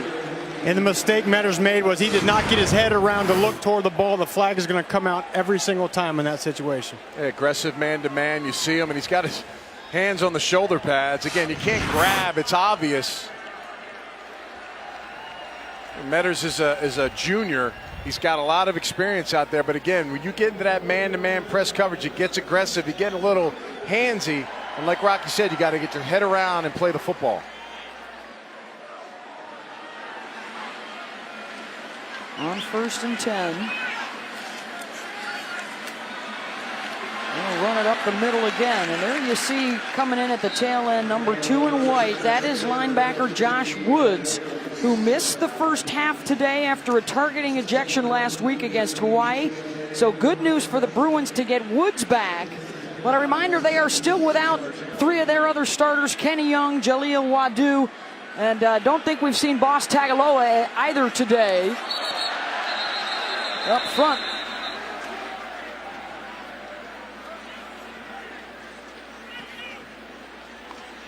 Snap infraction, number 53, the offense. 5-yard penalty, second down. That's ordered.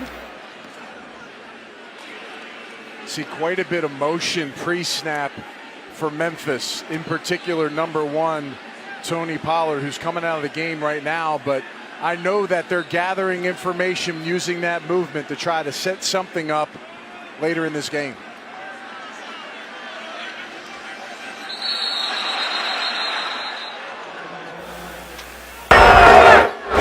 False start, number 71 of the offense. 5-yard penalty, second down. Gabe Kuhn, a 5th-year senior. You wouldn't expect that out of him. Returning starter. 2 guys that they lean on. He's the right guard, 71, just steps out. Again, I always say the guard's right next to the center. You just watch the ball, but sometimes you just make those false movements. To the outside and across midfield to Magnifico. Down to the 48-yard line of Darius Pickett with the tackle. He's had a nice game today. Came into this game with just a catch, Beth. He's been productive today so far, being an outlet for Riley Ferguson. 3rd and 7.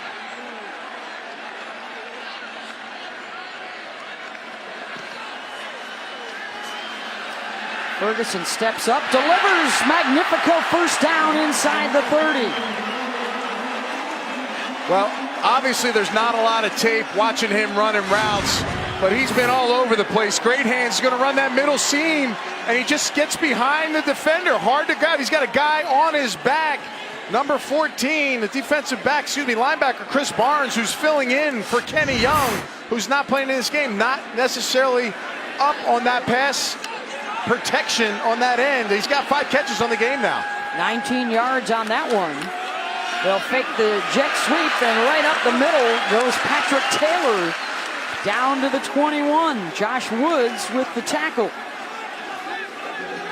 Tempo speeds up now. When you start getting those positive chunks, you want to start getting the defense on their heels a bit. Memphis trying to do that. Jet sweep. Down the sideline goes Pop Williams, and then a pop by Holmes at the end of the play. Nice block by Taylor to spring him. Again, a 10-yard gain. lot of motion in the backfield. Whether he gets it or not, somebody has to account for the motion guy. So you could be pulling defenders away from the play, or sitting it down and handing it off and making a big play on the jet sweep.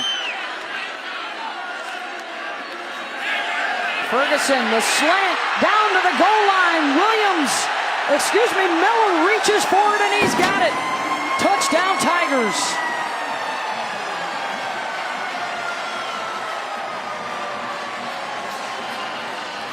Ferguson's 5th TD of the day.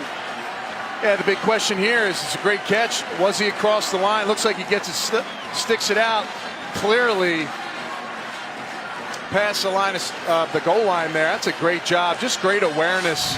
Showing a lot of skill set today right now.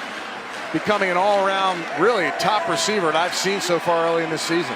His 5th catch for 103 yards, 2 touchdowns for the 5th-year senior, Anthony Miller.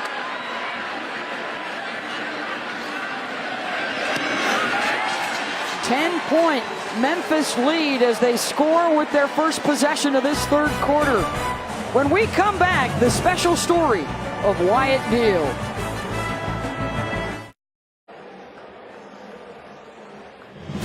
You're watching the American Conference on ESPN. As we welcome you back to ESPN College Football on ABC, presented by Walmart. A 10-point lead, Memphis trying for the upset of UCLA early in this 3rd quarter. And of course here in Memphis, One of the great things about this city, the wonderful hospital here, St. Jude's, and the treatment and the care that they provide for their patients, as the Tigers try a little pooch kick here. It will be recovered by the Bruins.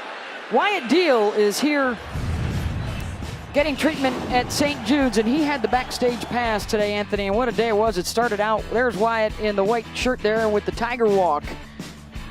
Yeah, I was teaching him the telestrator. He was teaching me a couple things as I was showing him the plays. He's that was right before the run out with the team. There you see Wyatt running onto the field here at the Liberty Bowl. Even had a chance to coach him up a little bit down on the sideline there in that first half. He's now with our Rocky Boyman. And guys, the Tigers look really, really good in the first half, and I think I know the reason why, because this guy right here was coaching the team. Wyatt, talk about that experience coaching your favorite team, the Tigers. It was amazing. I got to run out with them, with Coach, and he's a really nice guy, and he talked to me. He said he's going to get this W for me, so let's hope he does. So now the word on the street is you want to go into broadcasting. You met Beth and Anthony up in the studio. What is about broadcasting that you like so much? Ever since a little kid, I've always kind of broadcasted. I've always said play-by-play things, as my parents would tell me, so I just thought maybe I should go into it when I get older. Well, you're inspiring everyone with your fight here today, and your Tigers are putting up quite a fight themselves on that football field. Thank you. You're welcome. Josh Rosen going deep, and the catch on the run. Darren Andrews, touchdown, UCLA. 65 yards from Rosen. And the Bruins respond quickly. We've seen Anthony Miller from Memphis run by some DBs. Darren Andrews can do the same. He's one-on-one. There's no help. You see Cook is down way too far, and nobody's home. I mean, he just runs right by the secondary. Poor coverage by Memphis. Excellent throw by Josh Rosen. Touchdown UCLA. That was the true freshman Carter they were picking on. Darren Andrews now 5 catches, 107 yards, and a touchdown. And for Josh Rosen, a pair of TDs throwing and 1 running. Perfect ball, runs right by the defense. Darren Andrews again, you must account for this young man. Nobody can catch him. And Josh Rosen putting the hammer down.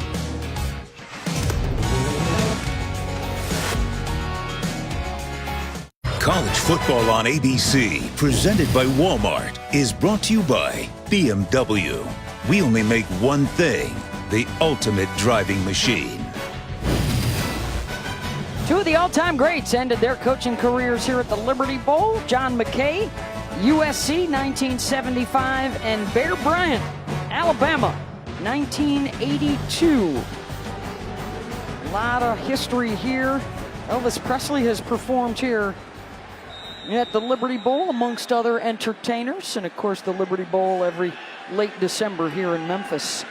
Tigers are trying to work on 3 straight years with an upset of a ranked opponent, but Josh Rosen just linked up with Darren Andrews for a 65-yard touchdown to bring the Bruins back. And Josh not just enjoying with the offense, but the D as well, Anthony.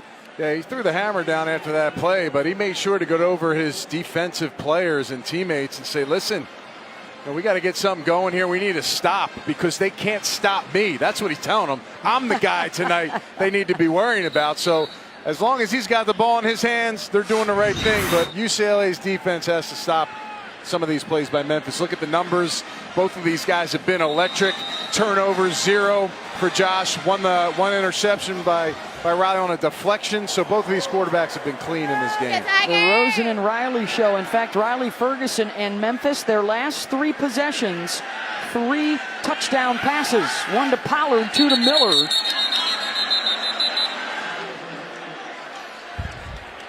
Before the snap, ball start, number 66 of the offense. It's a 5-yard penalty, first down.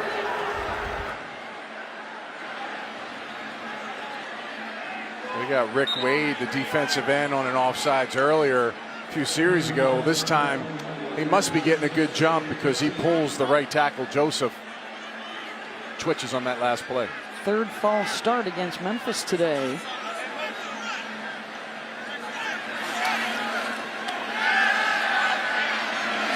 Ferguson will ditch it. Second down. He's an interesting story, is Riley Ferguson, who started out his career as a big recruit to Tennessee. Got hurt, redshirted, decided it wasn't for him. He left school. He was actually out of football for a year, painting fences and detailing cars. Realized how much he missed it. Returned to play JUCO with the help of his high school coach. The Memphis staff spotted him. And all he did last year was have the best season in school history for a quarterback statistically. I'll tell you, it has been spectacular. And I really wanted to see him against a formidable opponent going against UCLA. And he's been stout all the way across the board. Nice balls down the field, divvying it out, having a nice day. Incomplete on 3rd and 9 for Phil Mayhew, and the stop for the Bruins. So a little Josh Rosen pep talk working out.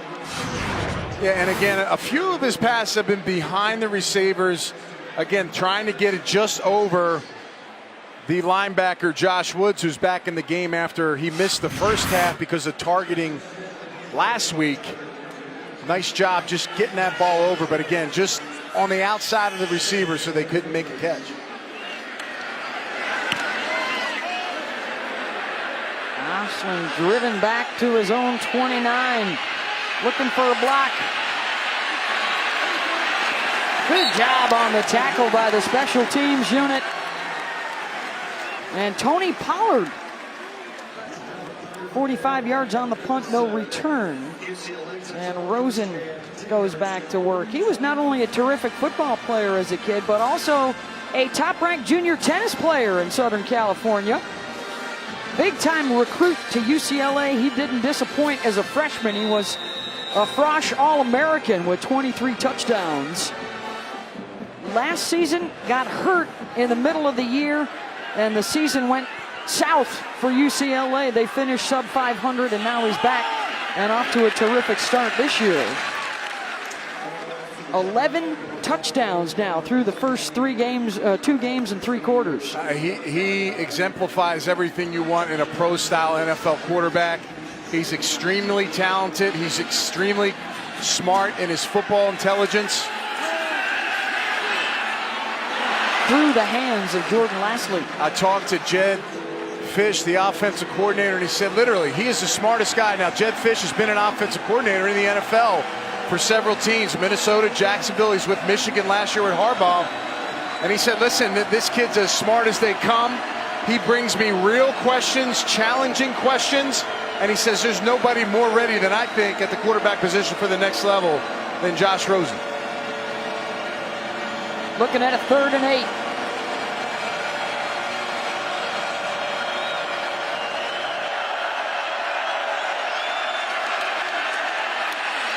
Looks right, runs right, gonna take off. He's got the first down.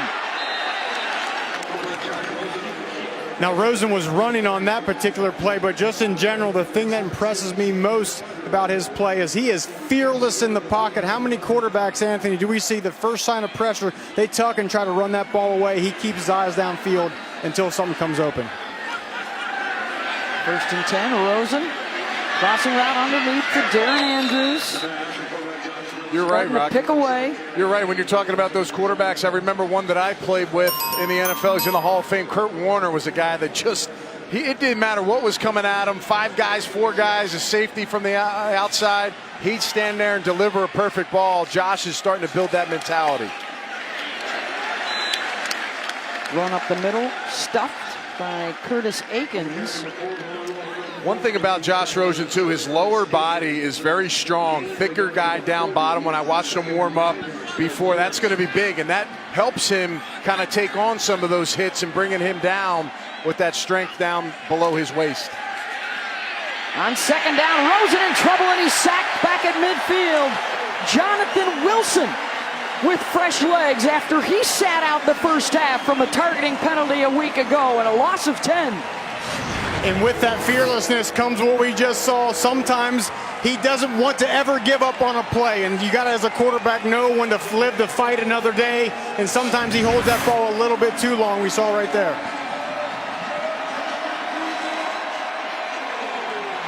Again, I would anticipate Memphis loosening it up just a bit here. 3rd and long and 19. Don't want to get caught in the open spaces because Rosen, if he has time, will find them.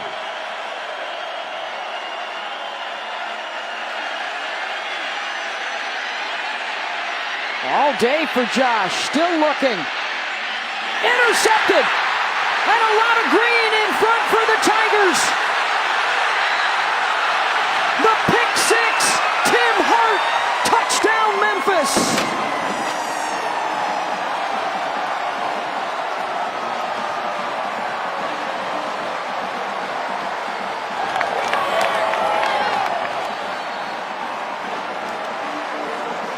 Flag down in the end zone and out at the 2-yard line.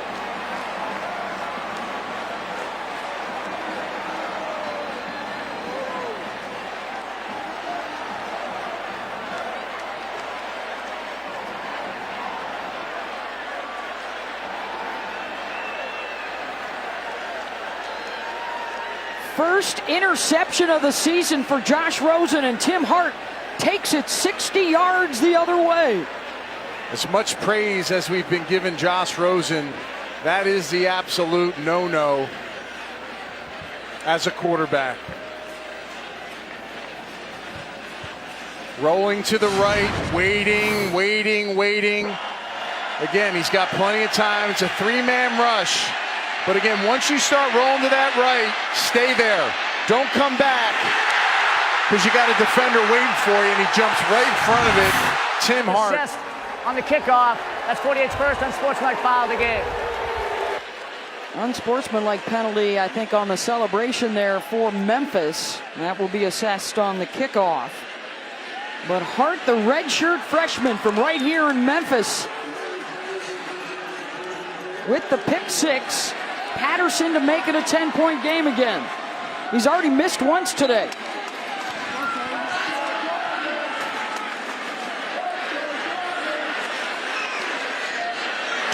One of the best teams in the country last year at takeaways. They get a huge one here against the Bruins. Sometimes you feel so confident as a quarterback, you feel like you can complete anything. But on that play, he bit the no-no. The Brett Favre throwing it behind. Tim Hart knows what to do with it right in his gut.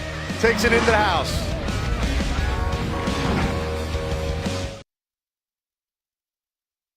All ESPN coverage is streaming live on the ESPN app. Download now and take ESPN everywhere. Back here at the Liberty Bowl in Memphis, a 10-point lead for the Tigers over the Bruins. 6:58 to go here in the third quarter. Josh Rosen, 11 touchdowns against 0 turnovers until that last toss, and it's a costly one, a 60-yard pick six for Memphis. And now the short kick here, and a chance for the Bruins to get some good field position. Darnay Holmes out close to midfield. Let's check into the studio on Cassidy Hubbard. Thanks, Beth. Oklahoma State has put up 7 touchdowns on offense against Pitt, and now 1 for the defense. Backup quarterback Ben DiNucci picked off Trey Flowers off the bounce for the score. The Cowboys up 56-21 and driving in the fourth on ESPN. Ben, Anthony, back to you. Thank you, Cassidy. That's a team to be reckoned with in the Big 12 this year with Mason Rudolph in charge. Of course, Oklahoma already has the huge win on the road at Ohio State with Baker Mayfield. Bedlam should be special this year. Rosen drops it off to Brandon Stevens. Rumbles down to the 42-yard line. And this is really now the first time he's had some adversity. That's the first interception, folks, of the season for him. How will he shake it off? Now he's kind of got one off his shoulders. Let's see how he leads this team down the field and potentially tries to get a score.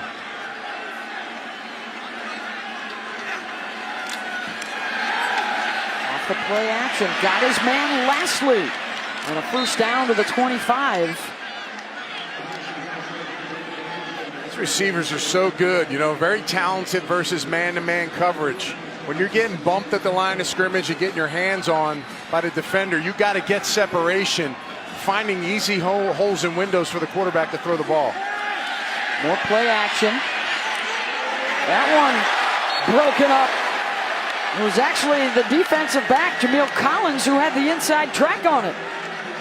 Yeah, now this is covered very tightly by the defender. As a matter of fact, his head was around. He was able to see this whole thing. Lastly doesn't even think he's getting the football.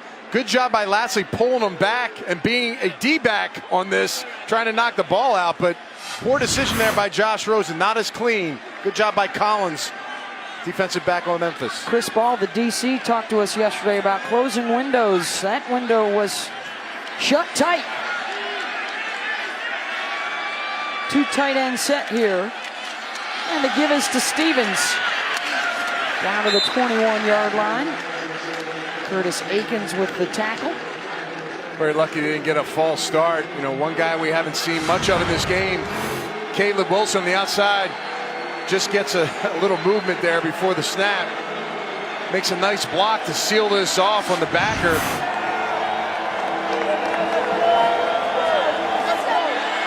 Third and 5. Rosen. Back shoulder, goal line, and in. Touchdown, Jordan Lastly. He got after Jameel Collins, who was the replacement of Christian Slaughter, who was hurt at the end of the first half. 21-yard touchdown. Collins did such a good job getting his head around the last time. It's the same route. He just can't find the ball. There's too much space on the outside. Loses track of the receiver. Nice job by Lastly keeping that open boundary 5 yards so he has room to come back to it and get separation versus the DB. Rosen quickly atoning for the mistake. A 21-yard TD throw to Jordan Lastly, and it's back to a 3-point game. Well, Extra Yard for Teachers Week is a week-long celebration of teachers led by the College Football Playoff Foundation through its Extra Yard for Teachers platform. Visit the College Football Playoff Foundation website to learn more about Extra Yard for Teachers Week and see how you can get involved. CFP-foundation.org. Let's hear from Anthony Miller. There have been a lot of teachers that have been influential in my life. And I'd like to give a shout out to Mr. Roby, who's my 4th grade teacher, Mrs. Bowen, she's my 2nd grade teacher, and also Coach Coward from Christian Brothers High School. Yeah, Coach Coward would be happy what he's done for him on the football field, because he's been unstoppable in this game so far. A lot of great catches. We saw that layout he had early in the game, and just an impressive young man. And he's a confident player, Beth. We talked to him yesterday. There's for sure he's got confidence in his abilities. 5 catches, 103 yards, 2 TDs.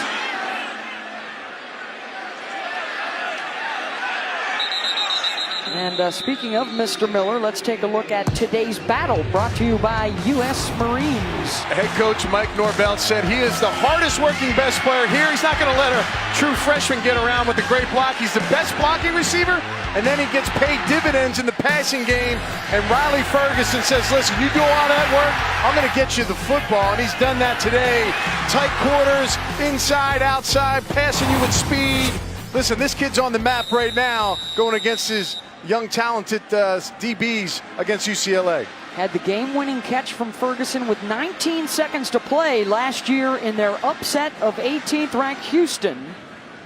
2 years ago, he caught a TD in their upset of 13th-ranked Ole Miss, and he's got a couple today against number 25 UCLA. And here's Mr. Miller still putting up a fight after he gets pushed out.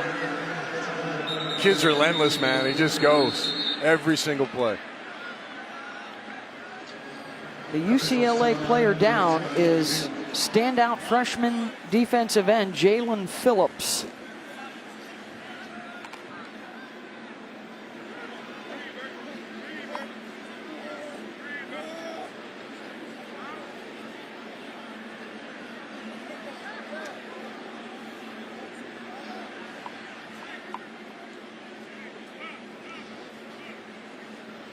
Looking at his foot ankle area, seems to be in a lot of pain.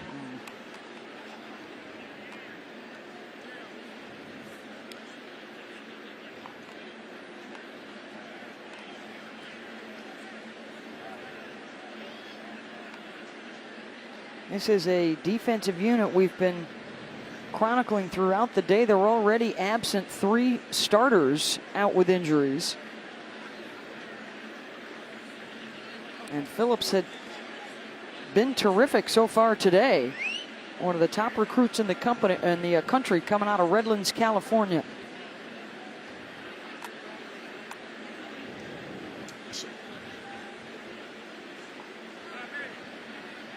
Unfortunately, it is a familiar sight for these Bruin players and everybody here at the Liberty Bowl. We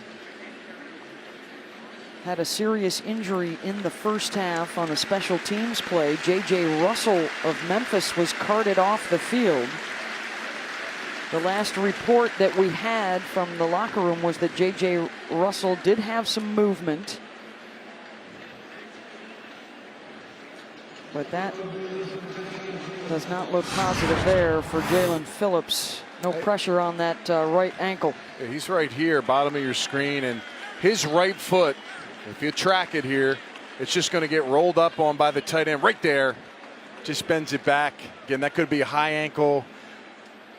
Never can gauge his ankles as an interesting body part. Now, I've had a lot of ankle injuries. Some look bad, some look and seem bad too on TV and not as bad, so hopefully he's going to be okay.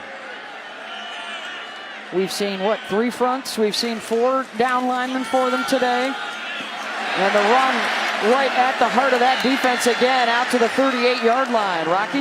Yeah, and guys, I can just report there that when Phillips went down, he was in an immense amount of pain. I mean, yelling, screaming how much that thing was hurting him. And then as you saw going off the field, putting no weight on that right leg.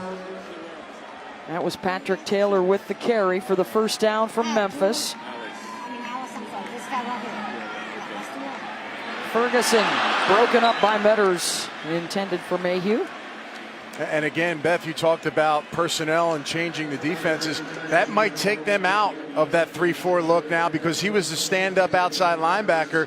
That might have been something they made in particular for him. And is it going to be good enough for the backup player to come into the game, Lucy or South, and play that same position? So you might see more 4-down versus Memphis in this game. He's at left end right now is Keyshawn. They'll run the option at him. Make him make a decision, and a good stick by Nate Metters. Flag is down.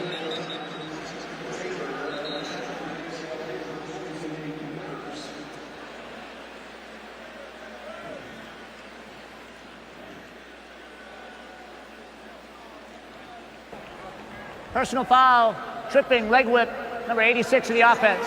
It's a 15-yard penalty, 2nd down. And we saw on that play, Keyshawn Lucier South took Jalen Phillips' spot on that particular play. But Lucier South is much more of a narrow build guy, only 235 pounds versus Phillips, who is 255. You wonder if they're going to try to attack that and exploit that lighter body on the end now that UCLA has. They just ran that way a second ago. Pollard and Henderson both in the backfield now. Off the pump fake, Ferguson downfield, caught at the 45, tiptoeing down the sideline, and staying in bounds into UCLA territory goes Miller as his big day continues down to the 41. Shocked how you don't account for this guy. He's crossing the middle of the field, showing everybody he's coming across, and nobody's there to find him. Great job finding the hole. I thought Riley Ferguson was going to be late on the pass, but puts it right in there. 35-yard pickup, ball is down on the deck. Scramble for it, the Bruins say they've got it. Tuioti Mariner gets the turnover for UCLA. And I think we were just talking about the guy, number 11, Keyshawn Lucier South. Was the first one to kind of hop on it. Ball was bouncing around, but huge mistake by Memphis. Again, with this misdirection, you got to be clean. That ball gets pulled a bit by number 8, Henderson, the back. 4 UCLA jerseys jumping on it. And guys, as Memphis' offense was coming to the sideline, very dejected, linemen throwing helmets down, very, very frustrated. They thought they had something going on that drive. Now they give the ball back to UCLA. And now they give the ball back to Josh Rosen and a chance for the lead. Under 4 minutes to go in the third, and pressure coming after Rosen, and he's got to chuck it. Austin Hall and Tito Wyndham were getting after him. Beth, I'll be honest with you. I know sometimes teams like to go for the jugular after turnovers, but again, they've just thrown every single play, and now they come out on this drive. I think they should run the ball. They're kind of getting away from that, maybe attack them. They've already shown so much pass the last couple drives. Now you kind of hit them in the gut with some runs. Now you're kind of stuck in between with some pressure coming off the edge because you're passing so much. But Anthony, this is what UCLA has done all year. They've abandoned the run so early. They're doing it here today. Close to 900 yards now of total offense. There's a run play to Jalen Starks, and the Tigers snuffed that out. John Tate was there. Good job by Cooper, 97. Talked about him all day. I keep talking and calling his number out. When you do that, he's making plays, getting inside, outside, getting pressure in the backfield.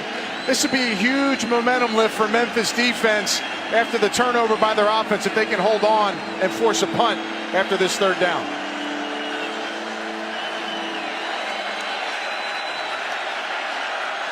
A lot of bodies right now hovering around, trying to confuse the quarterback on who's coming and who's not. 4 guys are coming. Rosen rips it down the middle, and it's dropped by Jordan Lastly. Got to catch the ball. Would have been short. Rosen fires one in there. Lastly's a short-handed receiver. Gets that inside, running some good routes today. Breaks away clean, just kind of stumbles, gets off balance, but that's a catchable ball you normally see him make. But the defender was right there. Wyndham would have been right there for the tackle, short of the first down. Lastly's had a couple of drops today. Pop Williams will field it and will go down immediately.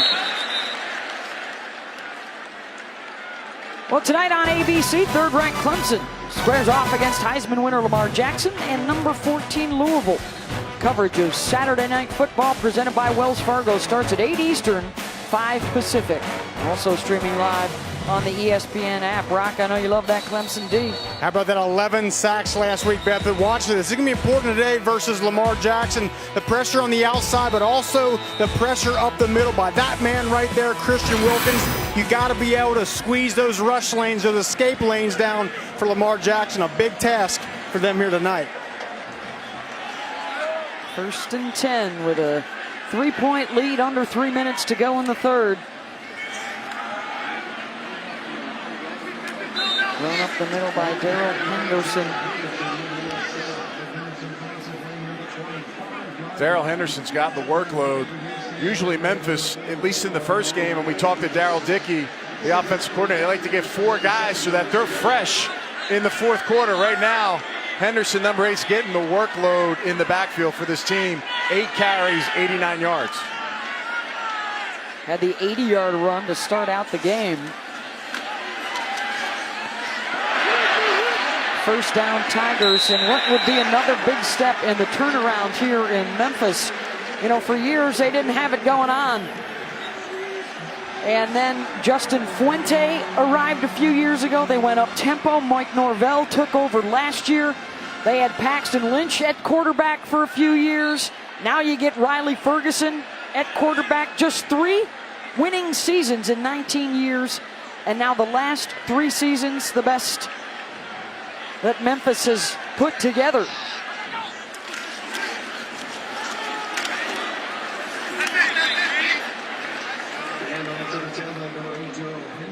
Norvell arrived here from Arizona State. He's from the family tree that includes Todd Graham, and then prior to that, Gus Malzahn at Tulsa. And he said one moment as a player, he shook the hand of a coach on a sideline after a game. And a friendship developed, and from just that moment, that would ultimately lead to a job that would start him on his coaching journey that has him now on the sideline as a head coach at the age of 35. Don Stubing was an O-line coach. He was a GA under Malzahn. He shook his hand after a game and just introduced himself and told him, you know, hey, this and that. Gus Malzahn had asked Coach Stubing, hey, you know any young up-and-coming guys that want to be coaches? He said, yeah, I know Mike Norvell. Norvell even said, it's kind of stupid where I am and made it today. He's like, I'm already a head coach. He's like, it's been an unbelievable ride, and he's embraced every moment of it. Complete to Sean Dykes for a first down. They've done it with a lot of guys that may have slipped through the cracks, that are hungry to be here. One of the things he did right away, they raised money so that they could return to the Tiger Walk, and every guy could make that walk in a suit and a tie and represent the Tigers. Ferguson running out of time and room, and down he goes. Anaruko with the sack. Anaruko's had a nice game today, been in the backfield quite a bit. Redshirt sophomore out of Sacramento, and he's a big kid. 6'2", 295, showing good speed. Riley Ferguson's got good escapability, able to track him down and make the play. Fourth quarter deficit, well, that hasn't proven to be a problem for the Bruins. They've been here before, down much bigger. And it's Memphis with the 3-point lead to the fourth. And we will continue after this message and a word from our ABC stations.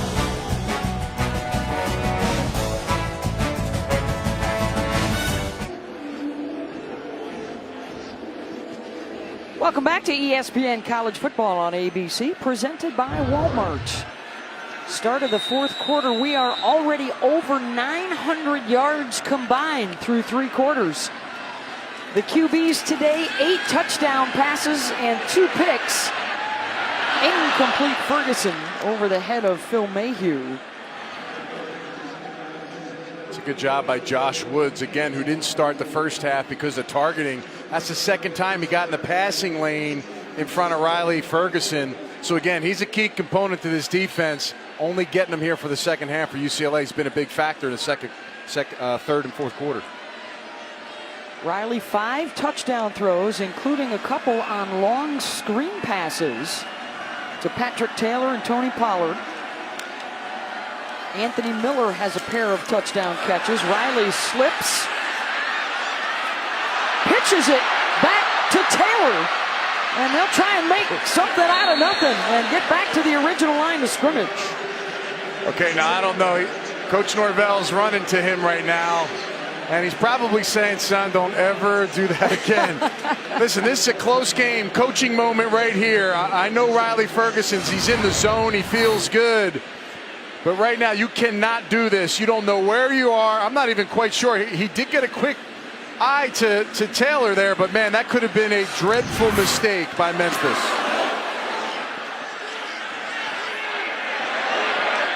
Takes a good Tiger bounce or 2 or 3 or 4 or 5 all the way down to the 1-yard line from Nick Jacobs. Let's check in with Cassidy Hubbard. Thanks, Beth. Number 7, Michigan was having fits with Air Force all day, but catch a break here. Air Force with all 11 guys in the box, and Karan Higgins gets to the outside and is gone. 36 yards for the score. The Wolverines win 29-13. And coming up next on ABC, Paul Chris and the Badgers take it on BYU. This is the first time ever Wisconsin has played a game in the state of Utah. That's coming up next after this one. Beth, Anthony, back to you. Looking forward to Wisconsin and BYU. But if judging on what we've seen so far today, we've got a thriller in store here over the next 14 minutes and 8 seconds. And the Bruins have 99 yards to go from their own 1. Rosen out of the end zone, dropping it over the top to his tight end, Wilson, and a catch out across the 20. Don't sleep on him. He's been quiet all day long, and they decide from the 1-inch yard line to throw the corner route to the tight end. This is Spider 2Y banana, folks. If you watch anything from John Gruden, you know that's a famous route. Get the tailback in the flat.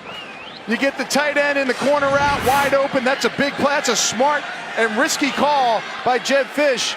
Works out for UCLA. He had a couple of touchdown catches in the fourth quarter last week against Hawaii. That's Gentosi, the fullback. Out across the 25.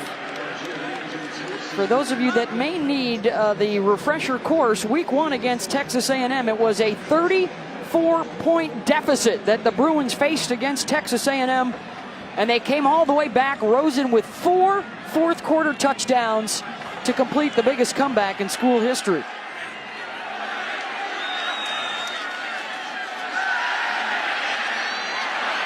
There's Wilson again. Out across the 40, diving out to the 42, and another 14-yard gain.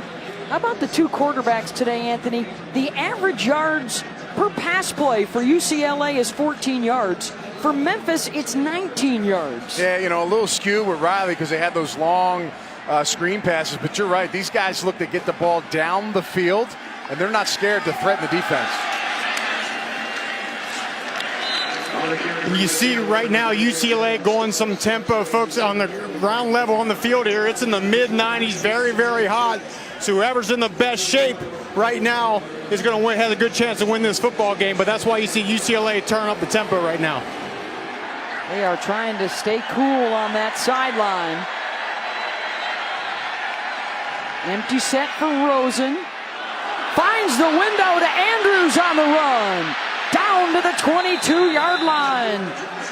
A little confusion by the defense. They were trying to shift out of an original call. Everybody's moving around. And again, one-on-one, got a linebacker, 6'1", 260 pounds. If you play the ball, you better get it. That's the coaching point. Avery not able to knock it down, and Darren Andrews makes him pay. 33 yards. Rosen quickly back to work. Touchdown UCLA. Austin Roberts gives the Bruins the lead. Another tight end, Beth. Tight ends are heating up for both teams. Josh's parents right there giving high fives around. But again, that's a heck of a read. That's all goes special. 3 verticals. Nobody picks up the tight end. And he's got a little bit of his blood. His dad's Alfredo Roberts. I'm sure he's proud of his son, former NFL tight end and coach now. That is 6 plays, 99 yards in 2 minutes and 17 seconds. Extra point is good. Rosen now 412 yards and 4 TDs. Josh Rosen's been striking all day. He's hitting his targets. Tight ends have been wide open. The big boy, number 88, making it happen.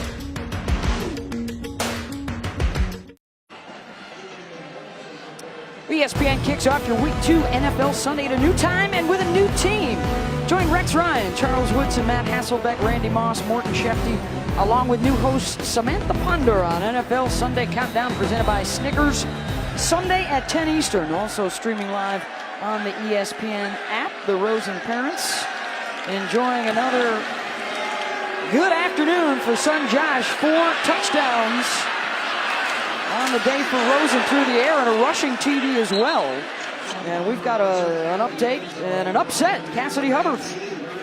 Beth, it's been a rough day for Nebraska quarterback Tanner Lee. This play right here is his 3rd pick of the game. First 2 were returned for touchdowns.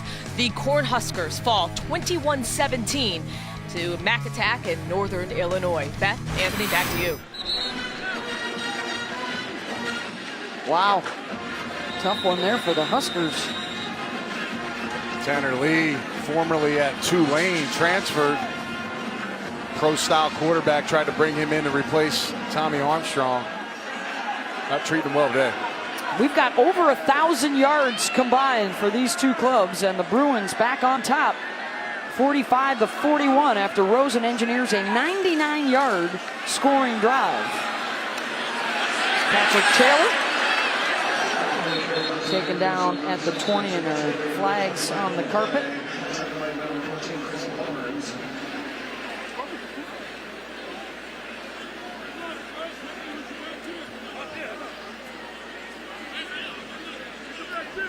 There are personal fouls on both teams. Personal foul, leading use your hands to the face, number 75 of the defense. Personal foul, leading use your hands to the face, number 72 of the offense. Those penalties will offset. We'll replay first down. Number 75 to remain in the game. Well, that is the first we're seeing of Boss Tagaloa today for UCLA. Yeah, right here. 2 guys. Both of them want to rip each other's helmets off, apparently. Playing a little game there. But that's not going to go over well. Both of them get called for the penalty. 1st and 10. Tagaloa can stay in because the helmet came off due to a penalty. Mayhew, first down, out to the 40. The senior from Sicklerville, New Jersey. 30 straight games with a catch for Phil. That one's good for 20 yards. Middle of the field's been open. We've seen Magnifico, the tight end, work that middle area. Now Matthew on the inside, just getting around on top of those backers. It's been an area Riley Ferguson's been able to attack in this football game. First catch for Phil. Ferguson now up to 345 yards passing. Incomplete into traffic. And we got flags back behind the line. Odigizua got right up under the face mask of Ferguson. And he's trying to shake it off. He takes a shot here. Personal foul, roughing the passer with targeting. Number 92 of the defense. Plays under review. With targeting. So that could be it for Odigizua. Yeah, there's no question. He cannot bring the helmet up into that neck or head area. Clearly puts his head down and puts it right through it. Play is under review. We will take the timeout here in Memphis.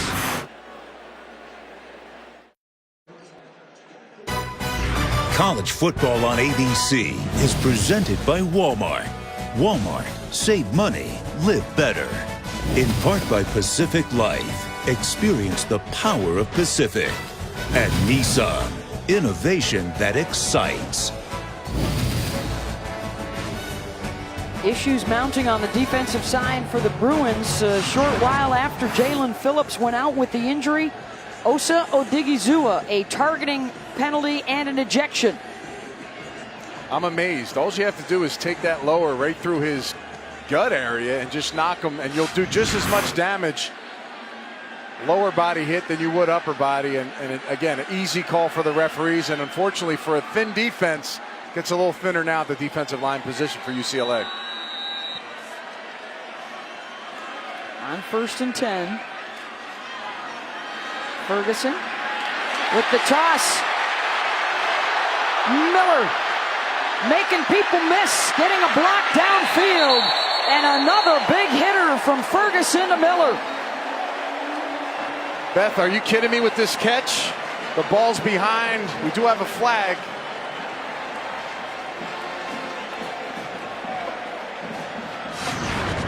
Ball is behind Miller. He's doing it. Wow. I mean, that's some nice moves there, and catches the ball and brings it right back to his body and secures it. I love that. And he's got some after the catch movement now.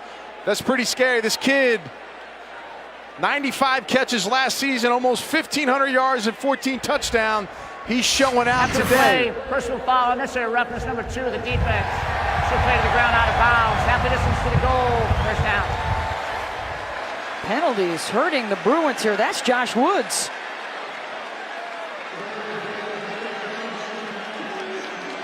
Seven catches, 172 yards now for Anthony. Yeah, Josh Woods is here. Let's just watch the finish.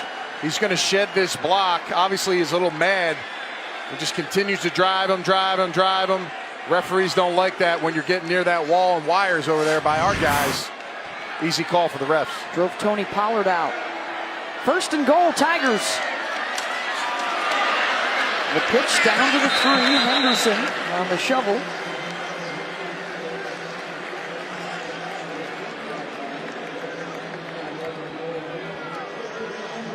Anthony Miller's going to come back into the game here. Will be the receiver to the right. And Miller's here. He looks like he's going to be going in motion here. Moving piece. Riley, the rollout that way. The toss to the end zone. Touchdown. Phil Mayhew with the score. And now the Tigers are back on top.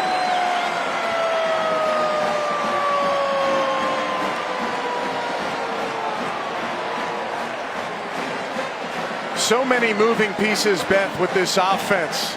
Really stresses the defense in coverage. Motions, quarterback rolling out. And Coach Mike Norvell told us we want to use every single yard of the football field, and they are doing that today, especially here in the 4th quarter.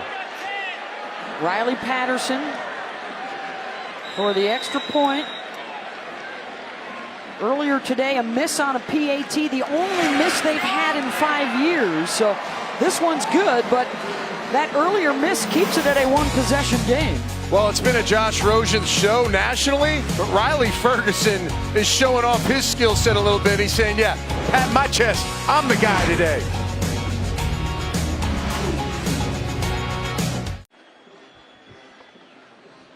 Well, tonight at 7 Eastern on ESPN, it's 12th-ranked LSU taking on Mississippi State down in Starkville. ESPN College Football presented by Hampton by Hilton. It's also streaming live on the ESPN app. 48-45 Memphis. And we have just gone through our 6th lead change of the day. Riley Ferguson with his 6th touchdown pass of the day. Got him dancing on the Memphis side. Darnay Holmes with a seam out to the 35 and down to the 38. Let's take a look at our Pacific Life game summary. The stats are eye-popping. And we're not done. Rosen, 411 yards, 5 total touchdowns. Ferguson, 6 touchdown passes, folks. Ties his career high last year. Did it against Bowling Green. And my guy right here, Mr. Miller, 172 yards receiving. I'll tell you what now, this young man is a stud, and he is showing the country right now why he's one of the better receivers in football. Two teams that have gone up tempo. We've seen over 130 plays. This is the 16th possession of the day for UCLA, and they'll run it out to the 44 with Jalen Starks. Jalen, 265 pounds, getting a little bit of the running game going here for UCLA. Try to mix it up and get some balance. Howard, the receiver screen, got a nice block on the outside from Darren Andrews. That'll move the sticks. Both of these teams rely on their receivers to do some blocking, and when they get the ball in their hands, both of these quarterbacks have figured out ways to get playmakers the ball so they can make plays. Right now, both quarterbacks dishing it.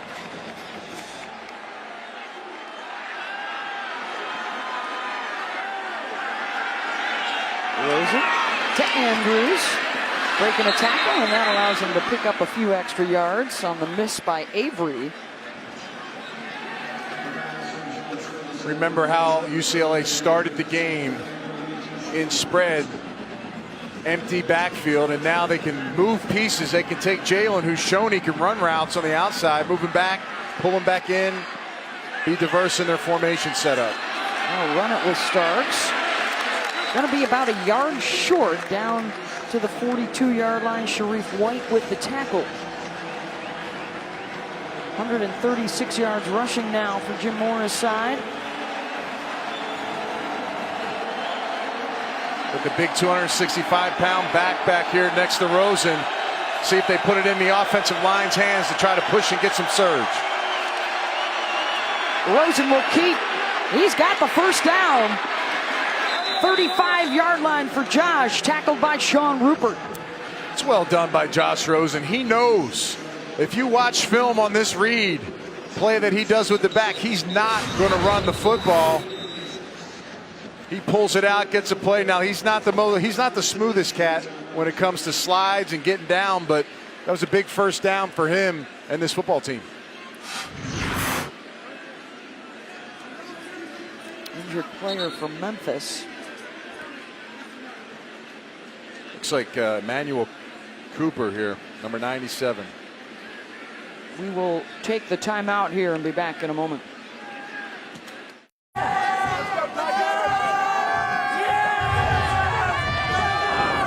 Back here in Memphis, and a 3-point lead for the Tigers over the Bruins. 7:58 to go. Memphis trying to make it 3 years in a row with an upset in the Liberty Bowl against a ranked foe. The Bruins under Jim Mora, they have never lost to a group of 5 team. They're 10-0.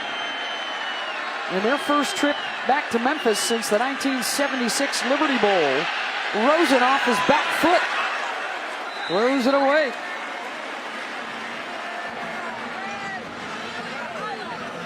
Six lead changes today as these two sides have gone back and forth. Rosen versus Riley Ferguson.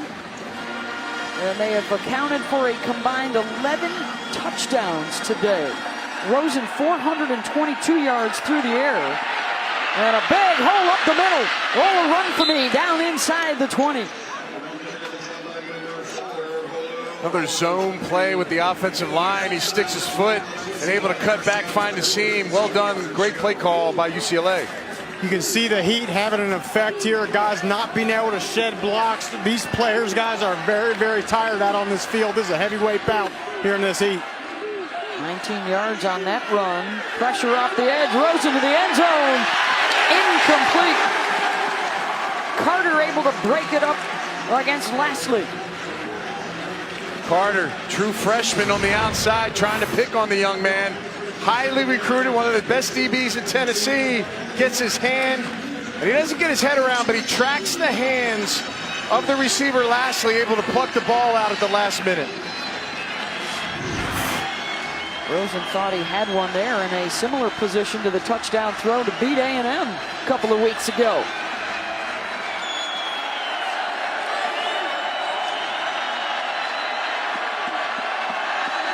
Play action on 2nd and 10. Rosen tripped up, incomplete. He tried to shovel it forward to his fullback, Sharif Wright. Got him, and it's 3rd down. It's a heck of a play. A shoestring away from being a big run for Josh Rosen. White number 30 just getting in there and tripping him. Looks like he just flicked it away before his knee hit. Trips him up. Yeah, I think that ball definitely releases before, but nice play by the Memphis linebacker White. So now you're looking at 3rd and 10.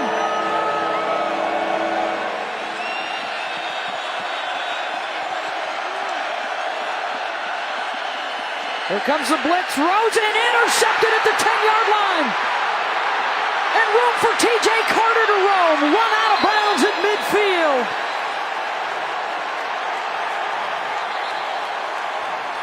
In field goal range with the potential to tie it up, and instead it's picked off and returned 42 yards the other way by the true freshman Carter.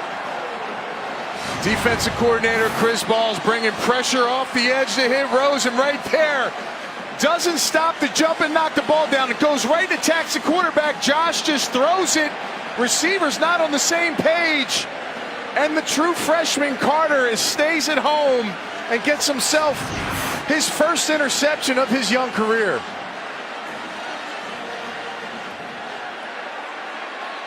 So a pick 6 today for Josh, and now the INT in the red zone. Memphis with the ball in the lead, 6:50 to go.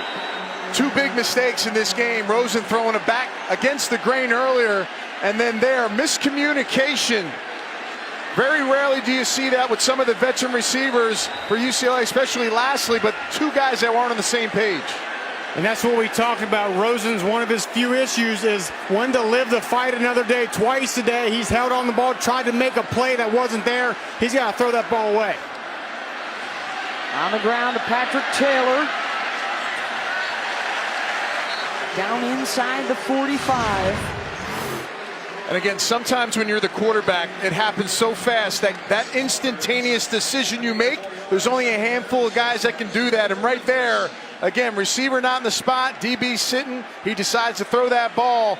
Again, just a great play call by the defensive coordinator, Chris Ball, bringing that pressure unblocked on the outside. Ferguson on the rollout. Incomplete. A reminder, if you're looking for the Wisconsin-BYU game, that is underway on ESPN News. And here, this is a question we ask a lot in late in close games. When you're always up-tempo, when you're always throwing the ball, can you figure out how to work the clock with a lead late? You're right. And this is something, you talk about these high-tempo offenses have a problem sometimes late in the football game. The one thing we haven't seen out of Riley Ferguson is him use his legs to get a first down. That could happen here, be big in the 3rd. How about right here? Had to keep it and hauled down down at the 41-yard line. It'll be 3rd and 4, Anthony. Josh Woods with the tackle. Now, it wasn't a true designed quarterback run. That was an RPO, run-pass option. Stuck it in the belly of the running back. And then as he ran out, that receiver trailed with him. Big decision now comes up for Norvell. 4th down. They might think about this a little longer. 4th and 2 right here, Rocky. Anthony, this crowd wants them to go for it, but the guys on the sideline are saying, quiet down, quiet down. We need to make sure the communication, if we do go for it, is good between the quarterback and the rest of the offense. Yeah, they'll run the clock down. They'll think about it, but they're juicing the clock. This is something we just talked about. Norvell doing a nice job here. 4th and 2. Timeout in Memphis. We'll be back in 30 seconds.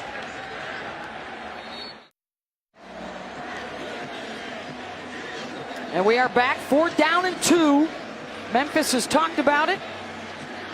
Riley Ferguson and the offense have gone back out there from just outside the UCLA 40.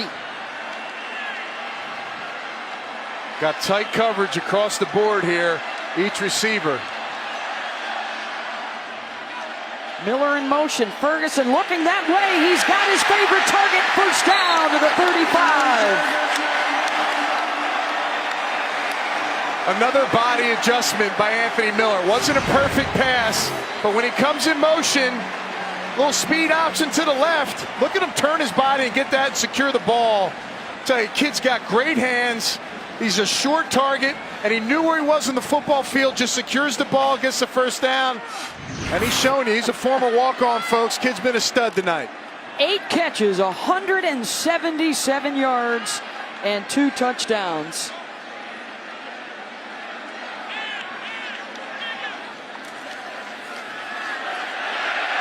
Henderson.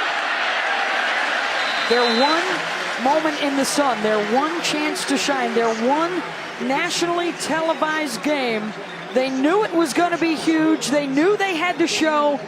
They knew that it was the walk-ons against the 5 stars, and Miller and company have shown their best so far. Well, when you talk the talk, you got to make sure you walk the walk, and he's done that today. Big performance by this young man, and again, he is on the scene on a national stage doing it against a very good UCLA team. 100 yards rushing now for Henderson as well. Trying to keep that clock moving. It's still just a field goal difference. Receiver screen from Miller, bottled up, and he gets out of it. High stepping down to the 22. And that will be enough for another 1st down. Made Spencer and Metters miss.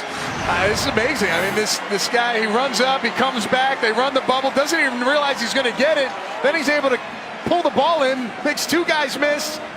And he had a little high step on the sideline to get a 1st down. He's showing off now. He's getting a little break, but he's the guy you got to keep getting the ball to. Actually, no, he's still on the field.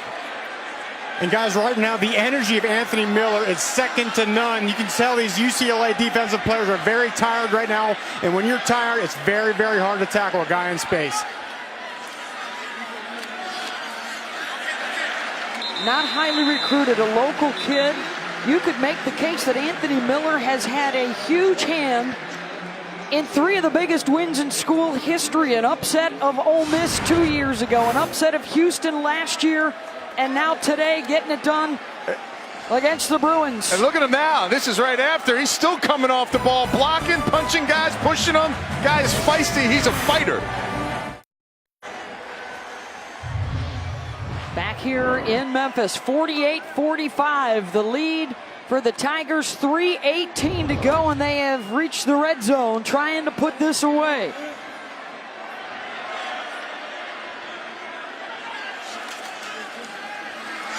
Henderson slammed and falls forward for a couple extra. Big hit from Rick Wade, and a timeout called by UCLA. UCLA has a lot of confidence going one-on-one on that last play with Miller, with no safety even remotely close on that last snap. Be interesting to see if they go back at him. Big 3rd and 5 coming up after 30 seconds. There's no. Anthony Miller, 9 catches, 185 yards, 2 touchdowns. Do the Tigers look for him again here on 3rd and 5? He's to the top of the screen. They're going to run it instead, and they will not get the first down. Down to the 16, and another timeout for UCLA. This is interesting, 3rd and 5, making plays all over the field. Mike Norvell getting conservative here on 3rd down play, setting up for a field goal.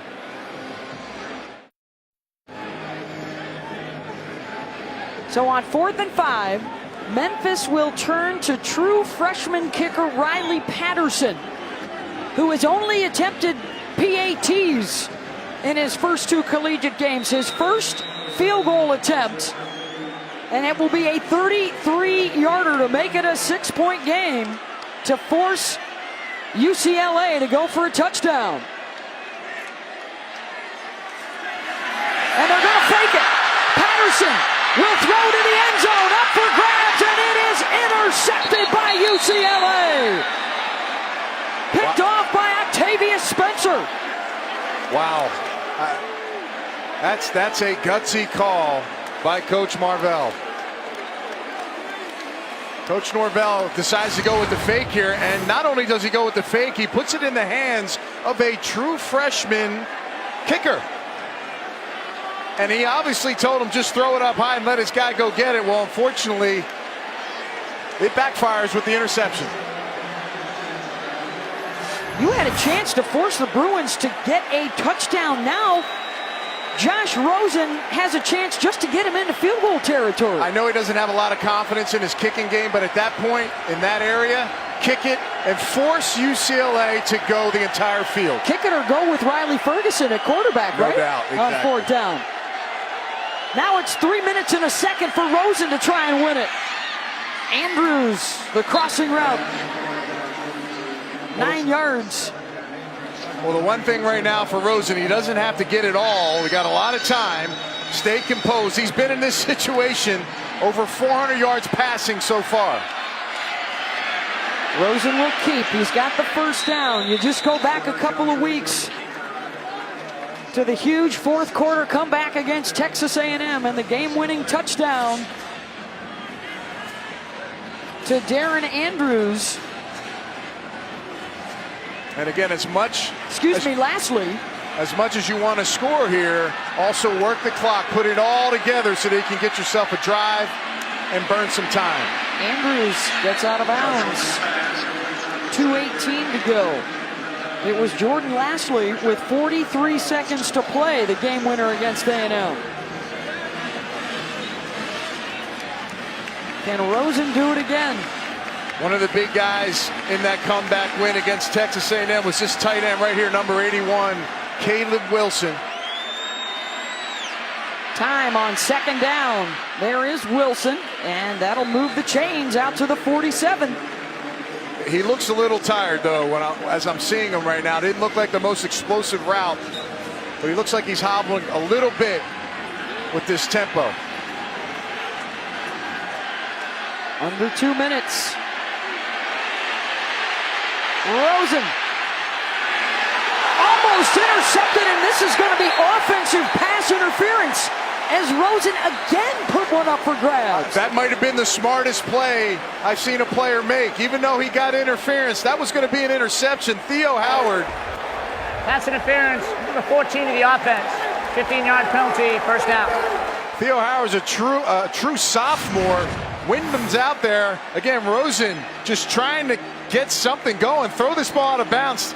He's very fortunate that his receiver made that play and pulled the back jersey of number 24, Wyndham, where that could have been a house call. Already 1 pick 6 today for this Memphis defense, as well as an interception in the red zone in this second half. Remember that play by Theo Howard. That might have saved the opportunity for UCLA moving forward unless Memphis can hold. Back to their own 34 on 1st and 25. The screen overthrowing Starks. UCLA out of timeouts. 1:39 to go. And a kicker, by the way, J.J. Molson, who has made a 33-yarder already this afternoon. Would have been a big screenplay there, just mistimed that throw. Got to get something on second down here, get yourself closer. It's a tough situation for this UCLA offense.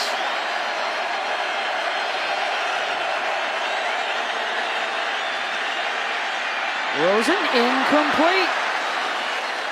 Intended for Andrews, and it's third down. Memphis's defense right now is just completely tracking Josh Rosen's eyes. They're all over the football. Wherever the ball gets thrown, they got 1, 2, 3 guys in the area.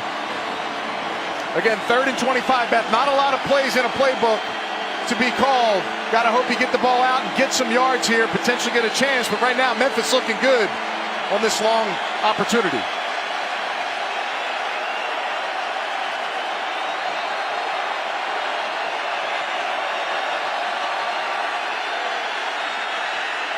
Rosen stepping up. He'll dump it off for Starks, looking for yards after the catch. Staying on his feet, carrying defenders across midfield. Wow. And Starks all the way down to the 46. And that'll give him a chance here on 4th down. Jalen Starks is 265 pounds carrying that pile. Now you got 4th and 5 here. I'd say survey the land here and make sure you get yourself a good play. Blitz coming up the middle. Rosen, incomplete. Memphis holds, and the Tigers take over on downs. Beth, I'll be honest with you. I'm not sure why the rush for UCLA. Penalty flag down. It's going to be on the bench here, I believe, for the excessive celebration for Memphis. Got a Memphis player down as well. He's okay, he's good, but Jannard Avery on his feet. After the play, unsportsmanlike conduct for sideline interference on the Memphis sideline. A 15-yard penalty to Memphis's ball, 1st and 10. another 4th down blitz. Brought the house. Chris Ball did, the defensive coordinator. His defensive players, his calls today have been fantastic. And again, on the other side, I'm not quite sure what the rush was, Beth, on 4th and 5. Look at Mike Norvell. To get that tempo going. He's fired up, man. It's a big win. Don't make no mistake about it. American Conference, people talk about the group of 5. Got a power 5 team coming in. No timeouts for UCLA.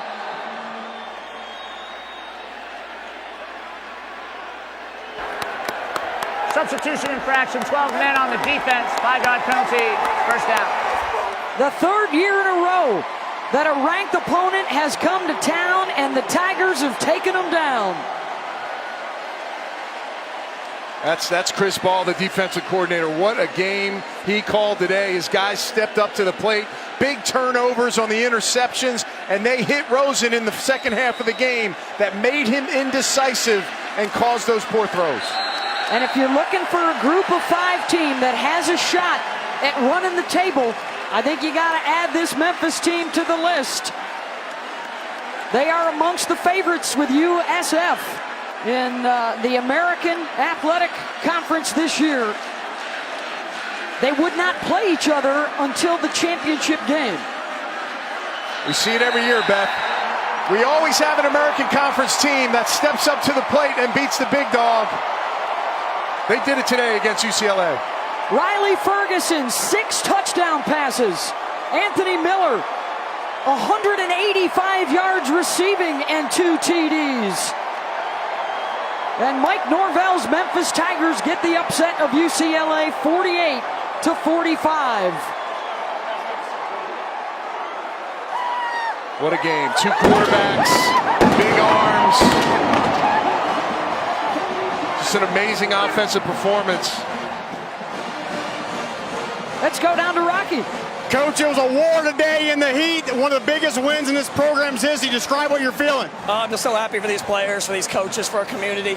We talked about today being a showcase, and I think Memphis showed itself well today. Talk about all of your players played very well, but Riley Ferguson was key in the big moments. What did you like about how he played? And you continue to play the next play. We talked about that at halftime. We knew it would be 60 minutes. I thought the guys came out, did a phenomenal job. Just really proud of every one of our players and all of our coaches. Congratulations, Coach. Thanks so much.